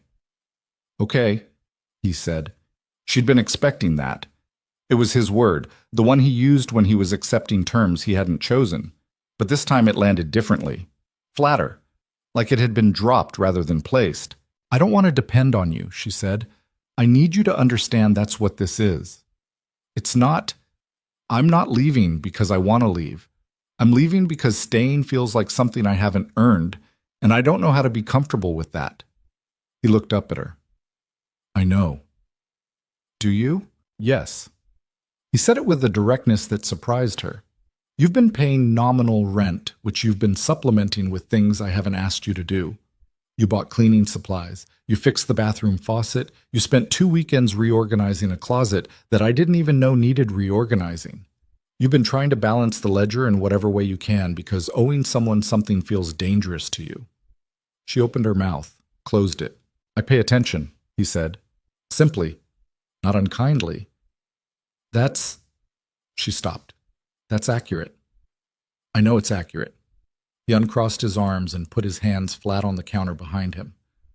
"I also know that what I'm about to say is going to sound like exactly the kind of thing you've spent the last 4 months trying to protect yourself against, so I'm going to ask you to just hear it out before you respond." She held very still. "Okay, I don't want you to leave." He said it straight, no preamble, no softening, The same way he'd told her the money would be returned in 48 hours. Because it's true and because you need to know it. Not because of the apartment. Not because it's convenient. Not because I've gotten used to having someone here. Because this... He stopped. Started again, and she could see him choosing, actually working for it. Because you're the first thing in 8 months that's felt real to me. Mia lights up when she knows you're here. I have actual conversations again instead of managed exchanges. I come to this apartment and I don't feel like I'm fulfilling an obligation to a dead woman anymore. I feel like I'm coming somewhere that matters. He was looking at her directly now, and she knew his face well enough to know this was costing him. I know that's a lot to put on a person. I know I'm asking you to stay in an arrangement that's lopsided in ways that are uncomfortable for you, and I know I don't have a clean solution to that. I'm just being honest. Emily was quiet for a long moment. The honest thing, and she was going to be honest because that was the only way she knew how to do this. The honest thing was that she'd been waiting for him to say it. Not exactly this, not these words, but the shape of it. The acknowledgement that there was something real here worth naming. She'd been waiting to see if he'd let it stay unspoken, because unspoken was safer, which was what most people chose. Which was what she'd assumed he would choose because it was what everyone eventually chose. He hadn't. I'm scared, she said. That was the first honest thing, so she said it first. Not of you, of the imbalance. You have everything and I have a broken laptop and a jigsaw puzzle I bought at a Dwayne Reed, and I don't know how to be in something where that disparity just lives there, where it doesn't eventually become a thing. It already lives there, he said. It's been living there since October. Has it become a thing? She thought about it, honestly. No, she admitted. Why not? Because you don't... She paused, finding the words. You don't use it. Most people do. Even good people. They don't mean to, but the weight of what they have becomes part of how they relate to people who have less. You don't do that. I had a mother who would have found that unforgivable, he said. She was specific about it. The edge of something that might have been a smile, brief and real. She'd say, Landon, money is not a personality. Do not let it become one. Emily looked at him, at the careful, incomplete person across the kitchen from her, who was bad at being wrong and had slowly, visibly gotten better at admitting it, who shut down when he was overwhelmed and had started telling her when he was overwhelmed instead, who moved through the world with a control that was partly discipline and partly armor, and who had been, in the months she'd known him, incrementally taking the armor off in ways she suspected he hadn't done with anyone in a very long time. The Inwood apartment has good light, she said. Something flickered in his face. Emily? I'm not done. She looked at the water glass, then at him. It has good light, and the landlord seems like a reasonable person, and I can afford it. And I should want those things to be enough. She paused. They're not enough. And I've been trying to make them be enough for 3 weeks, and they're not. She exhaled. That's the honest version. He was watching her with an expression she didn't quite have a name for. Cautious, careful, something underneath that wasn't either of those things. So what do you want? He asked. The question was so direct it almost made her laugh. I want to stop having the version of this conversation where nobody says what they actually mean, she said. I want Saturday's lease renewal to not be the last one. I want to stop pretending I'm in a temporary situation when it stopped feeling temporary in November. She stopped herself, breathed. I want things to stay like this, however this is. And I'm terrified of saying that because I don't know what this is, and I don't want to name it wrong. The kitchen was very quiet. You can name it whatever you want, Landon said. You can name it slowly. We cannot name it at all for a while. He paused. But I don't want you to go to Inwood. She looked at him across the kitchen, the tile counter between them, the small geography of the space she'd been living in for 4 months, the kitchen where she'd been making tea when he walked in and where they'd had every conversation that mattered since. Okay, she said. He heard her use his word, and something in his face moved. Not a smile, exactly. Something more interior than a smile. Something that landed in his eyes and stayed. Okay, he said back. They stood there for a moment, not moving, because sometimes the right thing is to let a moment be what it is before you start moving through it. Then Mia made a sound from the living room.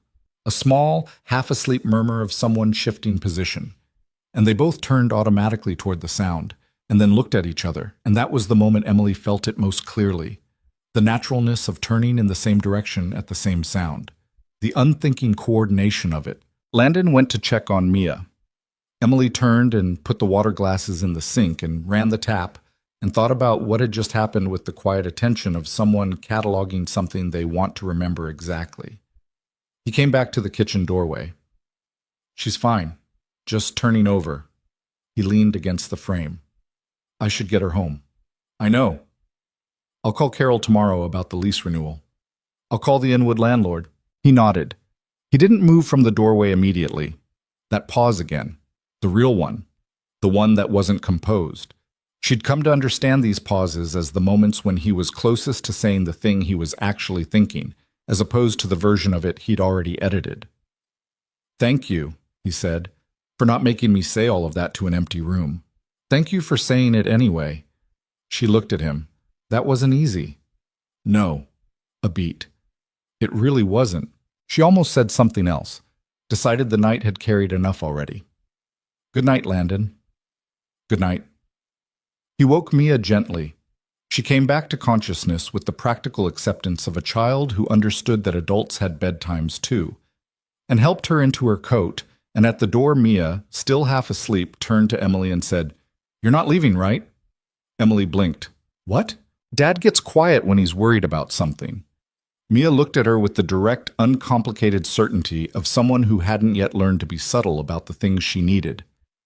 He was being quiet about you, so you're not leaving? Emily looked at Landon, who looked like he was deciding whether to be embarrassed or grateful, and had landed somewhere in between. I'm not leaving, Emily said. Mia nodded, apparently satisfied, and walked out into the hallway. Landon followed and at the last second turned back with an expression that was, for him, remarkably unguarded. She closed the door, stood in the quiet apartment. She texted her sister. Not going to Inwood. Julia's response came in 40 seconds. Finally. Also, I want details. Call me Sunday. Emily put the phone on the counter and went back to the living room, where the jigsaw puzzle was still spread across the floor. The covered bridge in Vermont still mostly incomplete, edge pieces separated, the middle a beautiful, patient mess. She sat down and found a piece. She worked on it alone for an hour, and she was happy, which was a simple thing, and she let it be simple. The spring arrived slowly, the way it always did in New York. Not all at once, but in pieces. A warm day followed by 2 cold ones. Crocuses appearing in Central Park while the wind was still February sharp. The light changing in a way that was almost imperceptible, until suddenly one evening you looked out the window and understood it was different, that something had shifted while you weren't paying attention. Emily noticed the shift the way she noticed most things, in specifics rather than in general. The morning in March when she walked to school and didn't need the heavy coat. The first day she opened the window in the kitchen and left it open while she made coffee. The afternoon Mia showed up after school with mud on her shoes and the specific energy of a child who'd spent recess outside in real warmth for the first time in months. Things between her and Landon had not dramatically changed after February's kitchen conversation. This was something she'd needed to make peace with and she understood that he moved at the pace he moved at, that the conversation had been significant without being a resolution, that the territory between I don't want you to leave and everything that came after it was real territory that had to be actually covered. They were covering it. In March, he invited her to a foundation working lunch that was ostensibly about the spring grant cycle and turned out to also involve her sitting across from 4 board members who all clearly knew who she was, which told her that Landon had, at some point, mentioned her in contexts she hadn't been present for. She found she didn't mind. She sat at the table and talked about arts education in underfunded schools with the specific, grounded knowledge of someone who had been in those schools for 4 years. And afterward, Patricia Huang found her in the hallway and said, without preamble, "You should be on the board." Emily had laughed. "I'm not joking," Patricia said. I know you're not, but I'm a 3rd-grade teacher." His mother was a 3rd-grade teacher. Patricia looked at her with the particular patience of someone who was used to saying things to people who weren't ready to hear them yet. Think about it. She thought about it. She hadn't said yes. She also hadn't said no, which was its own kind of answer. In April, Mia started coming to the apartment after school, on days when her father was still in meetings, and the nanny had scheduling conflicts, a practical arrangement, Landon said, that required Emily's agreement, and which Emily gave without hesitation. Mia did homework at the kitchen table, ate snacks with the focus of someone conducting important fuel research, and talked about school in the stream of consciousness way she'd adopted with Emily that her father said she didn't use with anyone else. "It's because you don't react weird," Mia said once, without looking up from her math worksheet. "React weird how? Like you're going to fix something, or like you feel bad." She chewed her pencil eraser in a way Emily had told her twice was bad for her teeth and would probably tell her again. "You just listen like it's interesting." "It is interesting." Mia looked up then, briefly, with an expression that was so like her father's. That particular kind of surprised that comes from having what you said taken seriously when you weren't expecting it, that Emily felt the similarity in her chest. "Yeah," Mia said, and went back to her worksheet. One evening in late April, Landon arrived to pick up Mia and found them on the living room floor again. Not the jigsaw puzzle this time, which had been finished in March and now lived completed on the coffee table under a piece of glass Emily had found at the hardware store.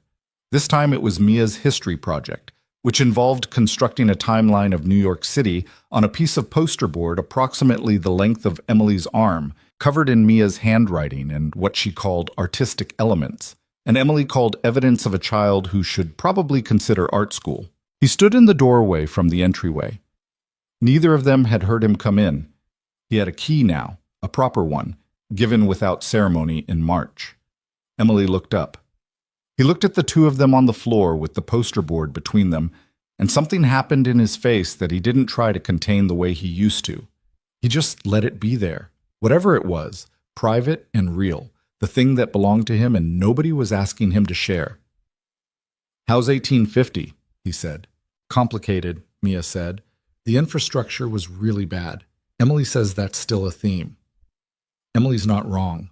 He came and sat on the couch behind them, close enough to see the timeline, and Mia angled the poster board so he could see it better. And for a while he just sat there while she explained the decisions she'd made, and Emily added context when Mia looked at her. And the apartment held all three of them, the way it had been doing for months. Without drama, without announcement, as if it had simply decided this was what it was for. Later, after Mia had been put to bed in the guest room, she sometimes fell asleep here now, took a car home in the morning. Landon and Emily sat at the kitchen table with the remnants of dinner between them and the particular quiet that came after a long day that had been mostly good. "She wants to stay here more," he said.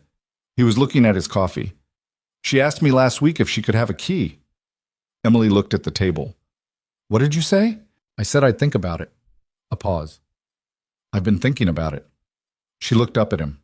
He was watching her with the direct, undefended quality he'd had more of since February, like he'd made a decision somewhere to stop curating what he let show. "This is her home too," Emily said carefully. "Whatever else this is, she's part of this place. She should have a key." "Whatever else this is," he repeated softly. She met his eyes. "I'm not trying to avoid it. I know?" He was quiet for a moment. "I think I've been waiting to be sure enough to say it right, and I'm starting to understand that might not be how it works. Being sure enough." He turned his coffee mug, the habit, the tell. "I'm not sure of anything. I'm sure I don't want to be anywhere I'm not when I'm here.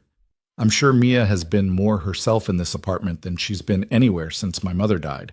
I'm sure that when you talk about leaving, even theoretically, even in a hypothetical, something shifts in a way I don't like." He looked at her steadily. "That's what I have. I know it's not a complete—" "It's enough," she said. He stopped. "It's enough," she said again. Quieter. "I don't need complete. I've never had complete. I've had careful and honest and showing up when it's hard." She looked at her own hands on the table. "You've done all of those." The kitchen was very still. He reached across the table. Not far. The table wasn't wide. He put his hand over hers, and she turned her hand over, and that was all. Nothing dramatic, nothing resolved in the way of movies and clean endings. Just his hand in hers in the kitchen, where they'd first sat strangers over tea and sandwiches, in February, in a city that didn't stop for anything. She wasn't sure how long they sat like that. Long enough for the coffee to go fully cold. long enough for the city sounds to shift into their late evening register, long enough for the thing that had been building quietly for months to settle into its own shape. Not a beginning and not an ending, but a middle, which was the hardest part and also the realest. "Mia's going to be insufferable," Emily said eventually. "She's going to say she knew," Landon said. "She's going to say this exact thing. I knew it the first time I saw you. She'll mean it as a compliment and a declaration of victory simultaneously." Emily laughed, the real one, the helpless kind. "You're absolutely right. She gets it from her grandmother." He said it without the weight it used to carry. Not light exactly, but different. Something that had been put down and picked back up and was being carried more easily now. "My mother would have known too, first 5 minutes." Emily thought about a woman who grew up looking at this building from the outside, who taught elementary school and had a son who bought her dream and couldn't go back to it until a stranger was already in the kitchen. "She'd have made you knock," Emily said. Landon looked at her. "On the door. She'd have made you knock instead of just walking in with your key." Emily tilted her head. "She sounds like someone who believed in doing things properly." He was quiet for a second. Then, quietly, with the kind of smile that arrived without permission and didn't apologize for itself. "Yeah, she did." They stayed at the table a while longer. Outside, April moved through the city the way it always did. Tentative and then not, cold one moment and warm the next, working out what it wanted to be. 41 floors up, the lamp was on in the living room. The covered bridge puzzle sat complete under its glass. The card game was in the drawer now, retired between visits, waiting. The kitchen was warm, the coffee was cold. Neither of them moved to do anything about either of these things. It was enough. It was more than enough. It was, without either of them saying so, a beginning that had been happening for a long time already. May came in warm and slightly humid, the kind of weather that made the city smell like itself again, asphalt and coffee, and something indefinably alive, the smell of 10 million people going about their business in close proximity and making it work through sheer collective stubbornness. Emily had always loved May in New York. It was the month that made you forget February had ever happened. The hearing for Gerald Holt's case was scheduled for the 14th. She'd known the date for 6 weeks. Carol had sent the notification with her usual clean efficiency, along with a 3-paragraph summary of what to expect and a gentle note that Emily's presence was requested but not strictly required, that her documentation alone was sufficient if she preferred not to attend. Emily had read the email twice, typed a response saying she'd be there, deleted it, typed it again, and sent it before she could change her mind. She told Landon over dinner the night before. Not that she was going, he already knew that, had known since Carol sent the notification, but what she was feeling about it, which was the harder thing to say. "I'm not angry at him," she said. She'd been surprised by this, had spent several weeks waiting for the anger to arrive and finding mostly just a tired kind of frustration. "I keep expecting to be angry and I feel sorry for him," which is probably naive. Landon was quiet for a moment.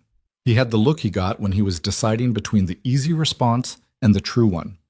He almost always landed on the true one now, which she'd noticed and appreciated and never mentioned because mentioning it would have made him self-conscious about it. "It's not naive," he said. "He's a desperate man who did a stupid, harmful thing. Understanding why someone does something doesn't excuse it, but it's not naive either." He paused. "My mother used to say the opposite of compassion isn't anger, it's indifference. And you're not indifferent." Emily turned her fork in the pasta. She sounds like she said a lot of things that stuck. She talked constantly. He said it with the particular affection of someone who had spent a long time missing a specific voice. "I used to find it exhausting. Now I can't remember half of it precisely, which is..." He stopped, set down his own fork. "I'm losing the exact words, the exact way she said things. I can remember the meaning, but not the sound." Emily looked at him. This was the most directly she'd heard him say it. The specific fear of forgetting that lived inside grief and didn't go away, even when the grief itself softened. "Tell me one," she said. "The ones you do remember. Tell me exactly." He looked at her. "What?" "Say one exactly, the way she said it, word for word." A long pause. He looked at the table. "She used to say, when I was a kid and I'd gotten something wrong, made a mistake in school or whatever, she'd say, 'Landon, what did you learn? Good. Now put it in your pocket and don't lose it.' His voice was careful, precise, handling the words like they were fragile. She said it so many times I can still hear the exact inflection. Emily held that. That's a good one. Yeah. He looked up. Something in his face had eased slightly. The specific relief of having something stay intact when you weren't sure it would. She was good at those. Tell Mia, Emily said. The ones you remember exactly. Tell her now, while they're still clear. He was quiet for a moment. Then, she might already know some of them. She'd want to know all of them. He nodded, slow and real, like something had been handed to him that he was going to take care of. The hearing the next morning was in a courtroom that was smaller than Emily had imagined, and significantly less dramatic than television had led her to believe courtrooms would be. Fluorescent lighting, institutional chairs, the smell of old paper and recycled air. She sat in the gallery section with Carol beside her and watched Gerald Holt walk in. He was smaller than she'd expected. She'd built him into something in her mind over the past 6 months, a shape that represented betrayal and violation and the specific cruelty of someone targeting people who couldn't easily absorb the loss. The person who walked in was a man in his mid-50s with a rumpled suit and the posture of someone who had been carrying shame for long enough that it had become structural. He didn't look at this gallery. He looked at the table, then at his attorney, then at the judge when the judge arrived. The proceedings were efficient, which Carol had told her to expect. Gerald's attorney had, in fact, reached the plea arrangement that Carol had mentioned months ago.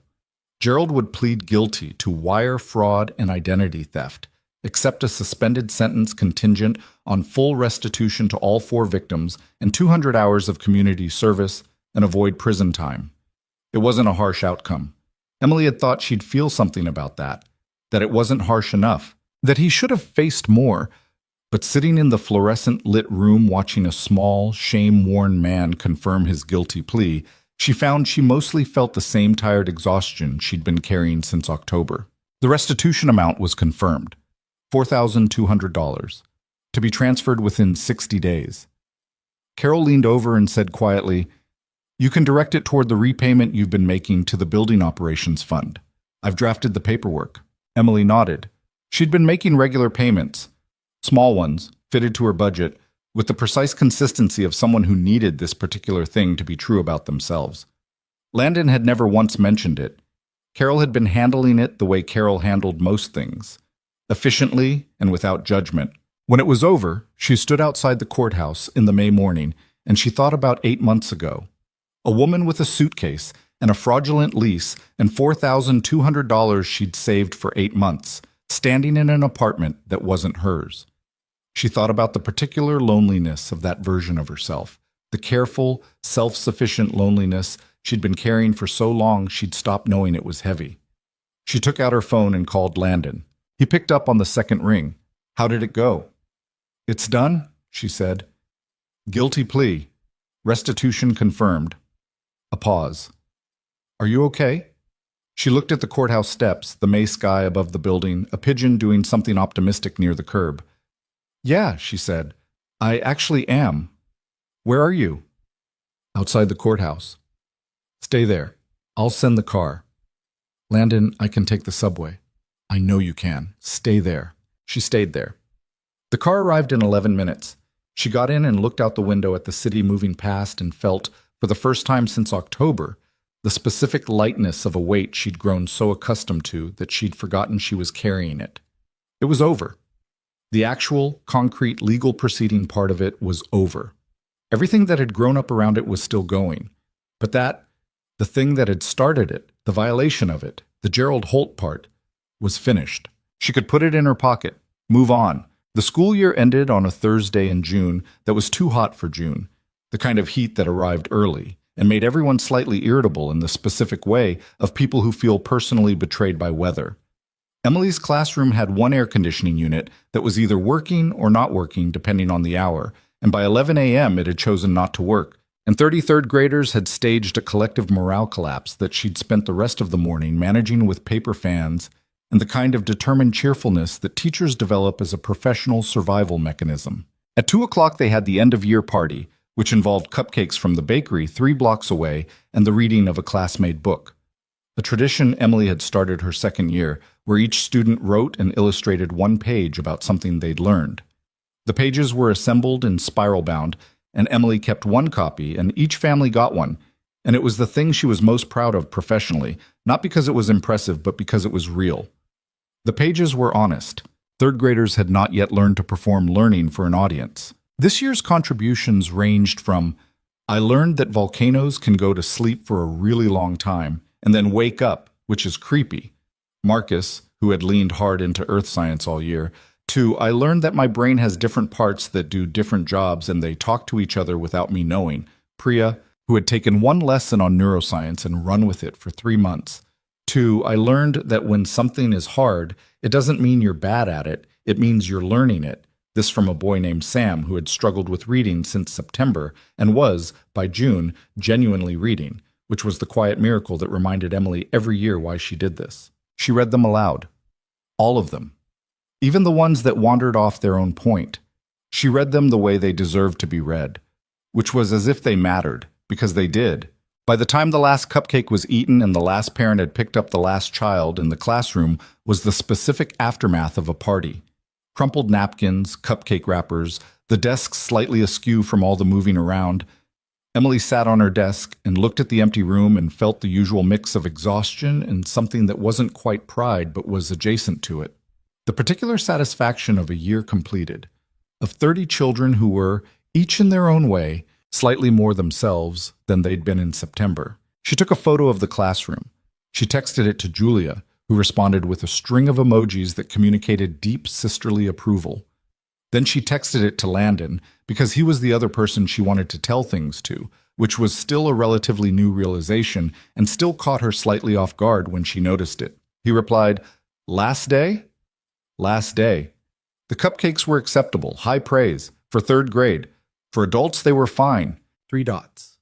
Then, come home when you're done. Mia has a plan." Emily stared at the word home in the text message. He'd used it before, casually, in passing, the way words slipped into usage without announcement. She'd noticed every time and said nothing and let it settle into the ordinary, which it had. She packed her bag, turned off the lights, walked out of the classroom and down the hallway and out of the building into the too hot June afternoon. She took the subway uptown. She went home.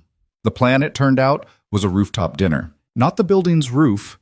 The penthouse had its own terrace, accessible through a glass door off the living room that Emily had only used twice, both times briefly, because it had felt like an indulgence she hadn't fully granted herself. Mia had apparently decided that the last day of school required celebration and had spent the afternoon, under intermittent supervision from the nanny and then Landon, setting up the terrace with a level of ambition that had outpaced her execution in some areas and exceeded expectations in others. The table was legitimately well set. Mia had a strong aesthetic sense and had chosen well from the options available. The lighting was a strand of small bulbs that she'd found in a closet and attached to the terrace railing with what appeared to be an excessive amount of tape. The flowers were from the bodega on the corner, assembled in a water glass because a vase hadn't been located, which was not a bad solution. The menu, written in Mia's handwriting on a folded piece of notebook paper and presented to Emily at the door with formal seriousness, listed pasta, not giving up, ambitious, bread, salad, the kind without weird things in it, and dessert, surprise. Emily looked at the menu, looked at Mia, who was watching her with the focused attention of someone awaiting a verdict. "This is very good," Emily said. Mia exhaled. "I wasn't sure about the flowers. The flowers are perfect. I didn't know if the glass was okay instead of a vase." "It's better than a vase. Vases are formal. This is dinner." Mia turned to Landon with the expression of someone who had been vindicated. "I told you the glass was fine." "You did," he agreed. He caught Emily's eye over Mia's head. Something warm and quiet moved between them, in the way things moved between people who had accumulated enough of a shared language that a look carried sentences. They had dinner on the terrace in the June evening, the 3 of them, with the city spread out below like something someone had designed specifically for this moment, which it hadn't been, which was part of why it worked. The light went from gold to orange to the deep blue that came before dark, and the small bulbs clicked on automatically with the dimming light. And Mia talked about school ending and summer plans and a book she'd started and a friend who was going to camp, and whether Emily thought dogs were better than cats, which had been an ongoing research project for several months. I think they're different goods, Emily said. Dogs are good in one way. Cats are good in another. That's a dodge, Mia said. That's a nuanced position. Dad always says that when he doesn't want to answer something. Emily looked at Landon. She's right, she told him. That is what you do. I'm being misrepresented, he said, and ate his pasta. The surprise dessert turned out to be a store-bought chocolate cake with the words, "School is over," finally written in red frosting that Mia had applied herself with the results that were enthusiastic, if not precise. Emily laughed when she saw it, the real laugh, the one she couldn't always control. And Mia took this as the highest possible compliment. They ate cake in the blue dark with the city lights below. Mia fell asleep in the terrace chair at some point, a piece of cake still on her plate. Her head tilted at an angle that would have been uncomfortable if she'd been awake. Landon covered her with the blanket Emily had quietly retrieved from inside without either of them saying anything about it. They'd done this before, the wordless coordination of two people who had learned each other's responses. He sat back down. The city was fully dark now below them, all light and movement, the indifferent, beautiful machinery of it running the way it always did. She worked on this for 3 hours, he said quietly. The table setting alone took 45 minutes. She made me look up how to fold napkins. She did a good job. She wanted it to be right for you. He looked at the sleeping Mia, then at Emily. She doesn't do that for most people. Work that hard to get something right for them. Emily looked at Mia in the blanket, the small, determined face at rest, the paint-stained jacket she'd been wearing since December, still her favorite, the slightly crooked braid she'd done herself that morning and refused assistance with. She thought about a 9-year-old who had lost her grandmother and had never really had her mother and had found, in a strange rearrangement of circumstances that started with a fraud and a rainy night and a stranger in a kitchen, something she had apparently decided was worth working 3 hours on a table for. I know, Emily said softly. She's going to need you, Landon said. Not manipulatively. He said it the way he said real things, directly, without dressing them up. Not just now, as she gets older. She's going to need someone who listens without trying to fix her. You do that. He paused. I don't always do that. I'm working on it. You're better than you think you are. You're more patient than I deserve. Probably. She looked at him. We've established we're both bad at this. We're doing okay. He looked at the city, at the lit square of the kitchen window visible through the terrace door, the lamp on in the living room, the apartment that had been empty for 7 months and wasn't empty anymore. I want to show you something, he said. Tomorrow, if you're free. There's somewhere I haven't been in 8 months, and I think I'm ready to go, and I want you to come with me. She looked at him. My mother's house, he said. The house she lived in when she was alive, in Queens. I've had the estate manager handling the property decisions. I haven't gone back. He was turned toward the city, his profile against the dark. I think I'm supposed to go back. I think I've been supposed to for a while, and I've been waiting until I could do it without... He paused. Without falling apart. And now, I don't know if I won't fall apart. He looked at her. But I don't want to go alone. Emily held his gaze. She thought about a woman in her 60s standing outside a building as a girl, imagining what it would be like to live somewhere like that. She thought about a son who bought the building and couldn't go back. She thought about the specific, human, ordinary courage it took to ask someone to witness your grief rather than perform recovery for them. Tomorrow, she said. Whatever time you want. Something in him settled. Not dramatically, just the small, real easing of someone who has been carrying something alone and has been offered help and has accepted it. Thank you, he said. Stop thanking me. It's sincere. I know, that's why you should stop. I'm not doing you a favor. She looked at the sleeping Mia, at the chocolate cake, at the string of lights taped with excessive tape to the terrace railing. This is just what we do now. He was quiet for a moment, then quietly. Yeah, it is. The house in Queens was a 2-story colonial on a street of similar houses, modest by the standards of what Landon could have provided, which was something that had clearly been a choice his mother made and kept making for her entire life. The yard had a garden that the estate manager had been maintaining, though you could tell it had been maintained by someone following instructions rather than someone who knew what they were doing, The roses were alive, but not thriving. The perennials were in the right places, but slightly too crowded together. She'd had opinions about gardening. Emily could see that immediately. They stood on the sidewalk for a moment before going in. Landon had the key in his hand and was looking at the front door the way he'd looked at the Penthouse door in October, with the specific stillness of someone gathering themselves for a thing they'd decided to do. Emily didn't say anything. She stood beside him and let him take the moment he needed. He unlocked the door. The house smelled like a house that had been closed for a while, that particular still, preserved quality. But underneath it was still her. Old books and something faintly floral, a smell that was clearly specific to this person and this place and wasn't replicated anywhere else. Emily felt Landon register at the moment they stepped inside, saw the breath he took and held. She walked beside him through the rooms. He talked slowly, in pieces. The kitchen where she'd made his lunches until he was 16 and had rebelled against packed lunches on general principle, and she'd let him stop and then started sending him with money, and then found out he was spending the money on things that were not lunch and had, without anger but with clarity, explained that this was not what the money was for. The living room where she'd watch the news every evening like it was her civic duty. The shelf in the hallway where she kept photographs going back to her own childhood, mixed in with all of his, not arranged chronologically, not arranged by anything in particular, just accumulated, the way a life accumulates. Emily looked at the photographs. School pictures, graduations, holidays. A young woman she recognized as Landon's mother, in her 20s. A wide smile, the kind that had clearly been passed to her son and that he deployed about as often as a solar eclipse. Mia, as a toddler, round-faced and serious.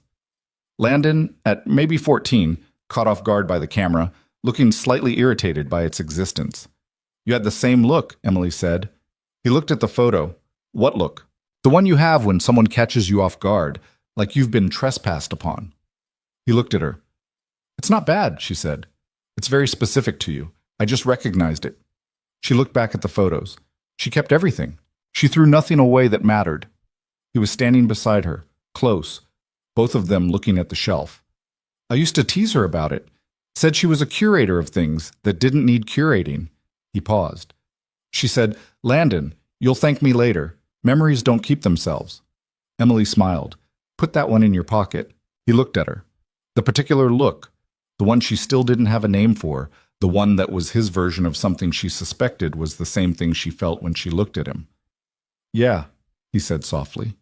"Already did." They were in the house for 2 hours. Not all of it was easy. There was a moment in the upstairs hallway when he stopped at the door to her bedroom and stood there for long enough that Emily just stood beside him and said nothing, because there was nothing to say. Not everything needed navigating. Some things just needed to be stood in for a while. "Oh, sheesh," he cried briefly, in the way that people cried who didn't do it often, not dramatically, just a few seconds of it, turned slightly away from her with his hand over his mouth. She put her hand on his back. That was all. He didn't need more than that, and she didn't offer more than that. And after a moment, he took a breath and straightened, and they kept walking. They ended up in the kitchen, which was where they always ended up. He made coffee. He found the old machine without looking for it, found the coffee in the same cabinet it had always been in, did it all the way you do things when you know a place in your body before your brain catches up. They sat at the kitchen table in his mother's house in Queens and drank coffee in the afternoon light. "She'd have called this dramatic," he said. "Me avoiding the house for 8 months? She'd have called it dramatic and unnecessary." "Probably," Emily said. She also would have understood it. She understood most things. He turned the mug. "She'd have liked you specifically." Patricia said the same thing. "Patricia's been saying things about you to me, too. She thinks you should be on the board." Emily looked at her coffee. "She mentioned it." "You should. I'm a third-grade teacher." "Who knows more about arts education in underfunded schools than anyone in that room, because you've actually been there?" He looked at her directly. "You have things to say that people in those rooms need to hear. My mother understood that too. She spent years in those rooms, and she always said the people with the least power in the education system had the most knowledge of it." Emily sat with that. Not the flattery of it, but the substance of it. The question of what she was going to do with what she knew.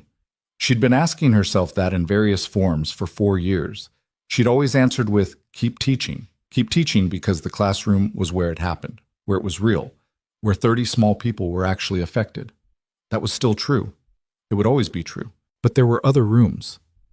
And maybe she'd been in the habit of assuming those rooms weren't for her, when the habit was the only reason they weren't.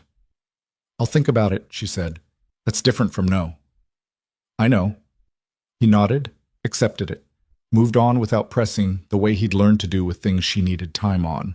Before they left, he walked to the garden in the backyard and stood looking at it for a minute. Emily stood at the back door and watched him look at the roses his mother had planted and not quite thrived with the maintenance they'd been given. "She had specific opinions about the roses," he said, without turning around. "I can see that. She'd know exactly what's wrong with them." "Do you?" A pause. "No." He looked at them. "I don't know anything about roses." "I know a little," Emily said. "My grandmother grew them. The crowding is the main problem. They need more air between them, and they want more water than they're getting." He turned, looked at her. "You know about roses?" "A little," she shrugged. "My grandmother had a garden. I used to help." She looked at the roses. "They're not dead. They just need attention." He was quiet for a long moment, looking at the garden, at the house, at something she couldn't see but could feel him settling around. "I'm going to keep the house," he said. It didn't sound like a decision being made in this moment. It sounded like a decision that had been made somewhere deeper and was only now being said out loud. Not sell it, not manage it from a distance. Keep it and actually be in it sometimes. He paused. Mia should know this place. It was her grandmother's. She should know where it is. Emily nodded. Yes, she should. He looked at the roses one more time. Maybe someone who knows about roses could come back sometime and tell me what to do about them. She looked at him, at the almost not quite smile, at the man who had walked into a dark apartment 8 months ago and found a stranger in his kitchen and had, instead of calling the police, stayed to talk, which was the most unguarded thing she suspected he'd ever done in his adult life, and which had changed in the quiet, unglamorous way that real things changed, everything that came after. "I think that could be arranged," she said. They drove back to Manhattan in the late afternoon, the city building up around them as they crossed the bridge. Mia had texted 3 times during the visit, once to ask what they were doing, once to ask when they'd be back, and once to send a photo of a dog she'd seen on the street with the caption "evidence" and no other context, which they both understood to be part of her ongoing campaign. In the car, Emily answered the dog text. "The evidence is compelling." Mia replied immediately. "I know." Landon read over her shoulder and said nothing, but the side of his mouth moved. That evening, the 3 of them made dinner in the Penthouse kitchen. An actual production, Mia having decided that their respective days warranted something better than pasta, so they were making her grandmother's recipe for roast chicken. Landon had found it written on an index card in his mother's handwriting, tucked into a cookbook he'd brought back from the Queen's house, and had photographed it and sent it to Emily on the drive home without any explanation. And she'd understood what it meant without needing one, so they made the chicken. Mia read instructions from the index card with the gravity of an official document. Landon followed them with more precision than the recipe probably required. Emily managed the vegetables and the temperature and the timing, and explained what she was doing when Mia asked, which Mia then explained to her father in more elaborate terms than were strictly necessary. The kitchen was warm and loud and slightly chaotic in the way of any kitchen where multiple people were cooking and one of them was 9 and conducting organizational operations that weren't always aligned with what was actually needed. A dish towel fell on the floor. The smoke detector went off briefly when the oven was opened wrong. Mia declared the vegetables cut unevenly, which was true, and spent 4 minutes correcting this with a focus usually reserved for the puzzle.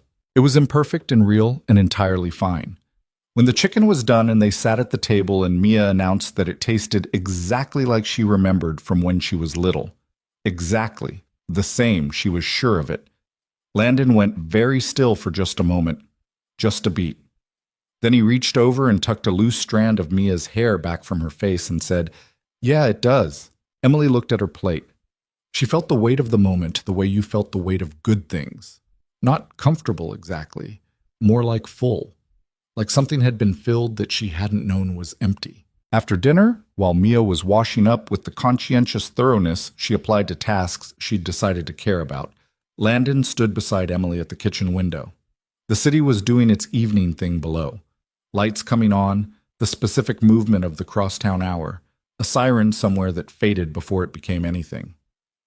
8 months ago, he said, I walked in here and heard someone humming. She looked at him. I almost didn't come in, he said. I was standing in the hallway, and the logical thing was to call the police. I was reaching for my phone. What stopped you? He was quiet for a moment, looking at the city. I don't know exactly. The sound. He paused. It sounded like someone who was at home here. And I'd never been at home here. I was curious what that looked like. Emily thought about herself on that night, a 30-year-old woman who had saved for 8 months and been defrauded and was making tea in an apartment she thought was hers, humming something she couldn't even remember now, completely unaware that everything was about to change. She thought about all the things that had needed to go wrong for this to go right. 41, she said. Your mother said it was a number that didn't give up. He turned to look at her. You told me that first night. She looked at the window at the city. I think about it sometimes. He was quiet for a moment. She said it about the floor number, because 40 felt like enough and 41 kept going anyway. I know. Emily looked at him. That's why I think about it. He held her gaze, and then, without the pause this time, without the gathering himself or the editing or the careful approach, he leaned forward and kissed her, simple and real and unhurried, the way things were when they'd been building for a long time and had finally arrived somewhere. She kissed him back. From the sink, Mia said, finally, completely deadpan, without turning around, the sound of dishes continuing. They broke apart. Emily pressed her hand over her mouth. Landon looked at the ceiling. I told you I knew since the first time I saw you, Mia said, still not turning around. I told Dad.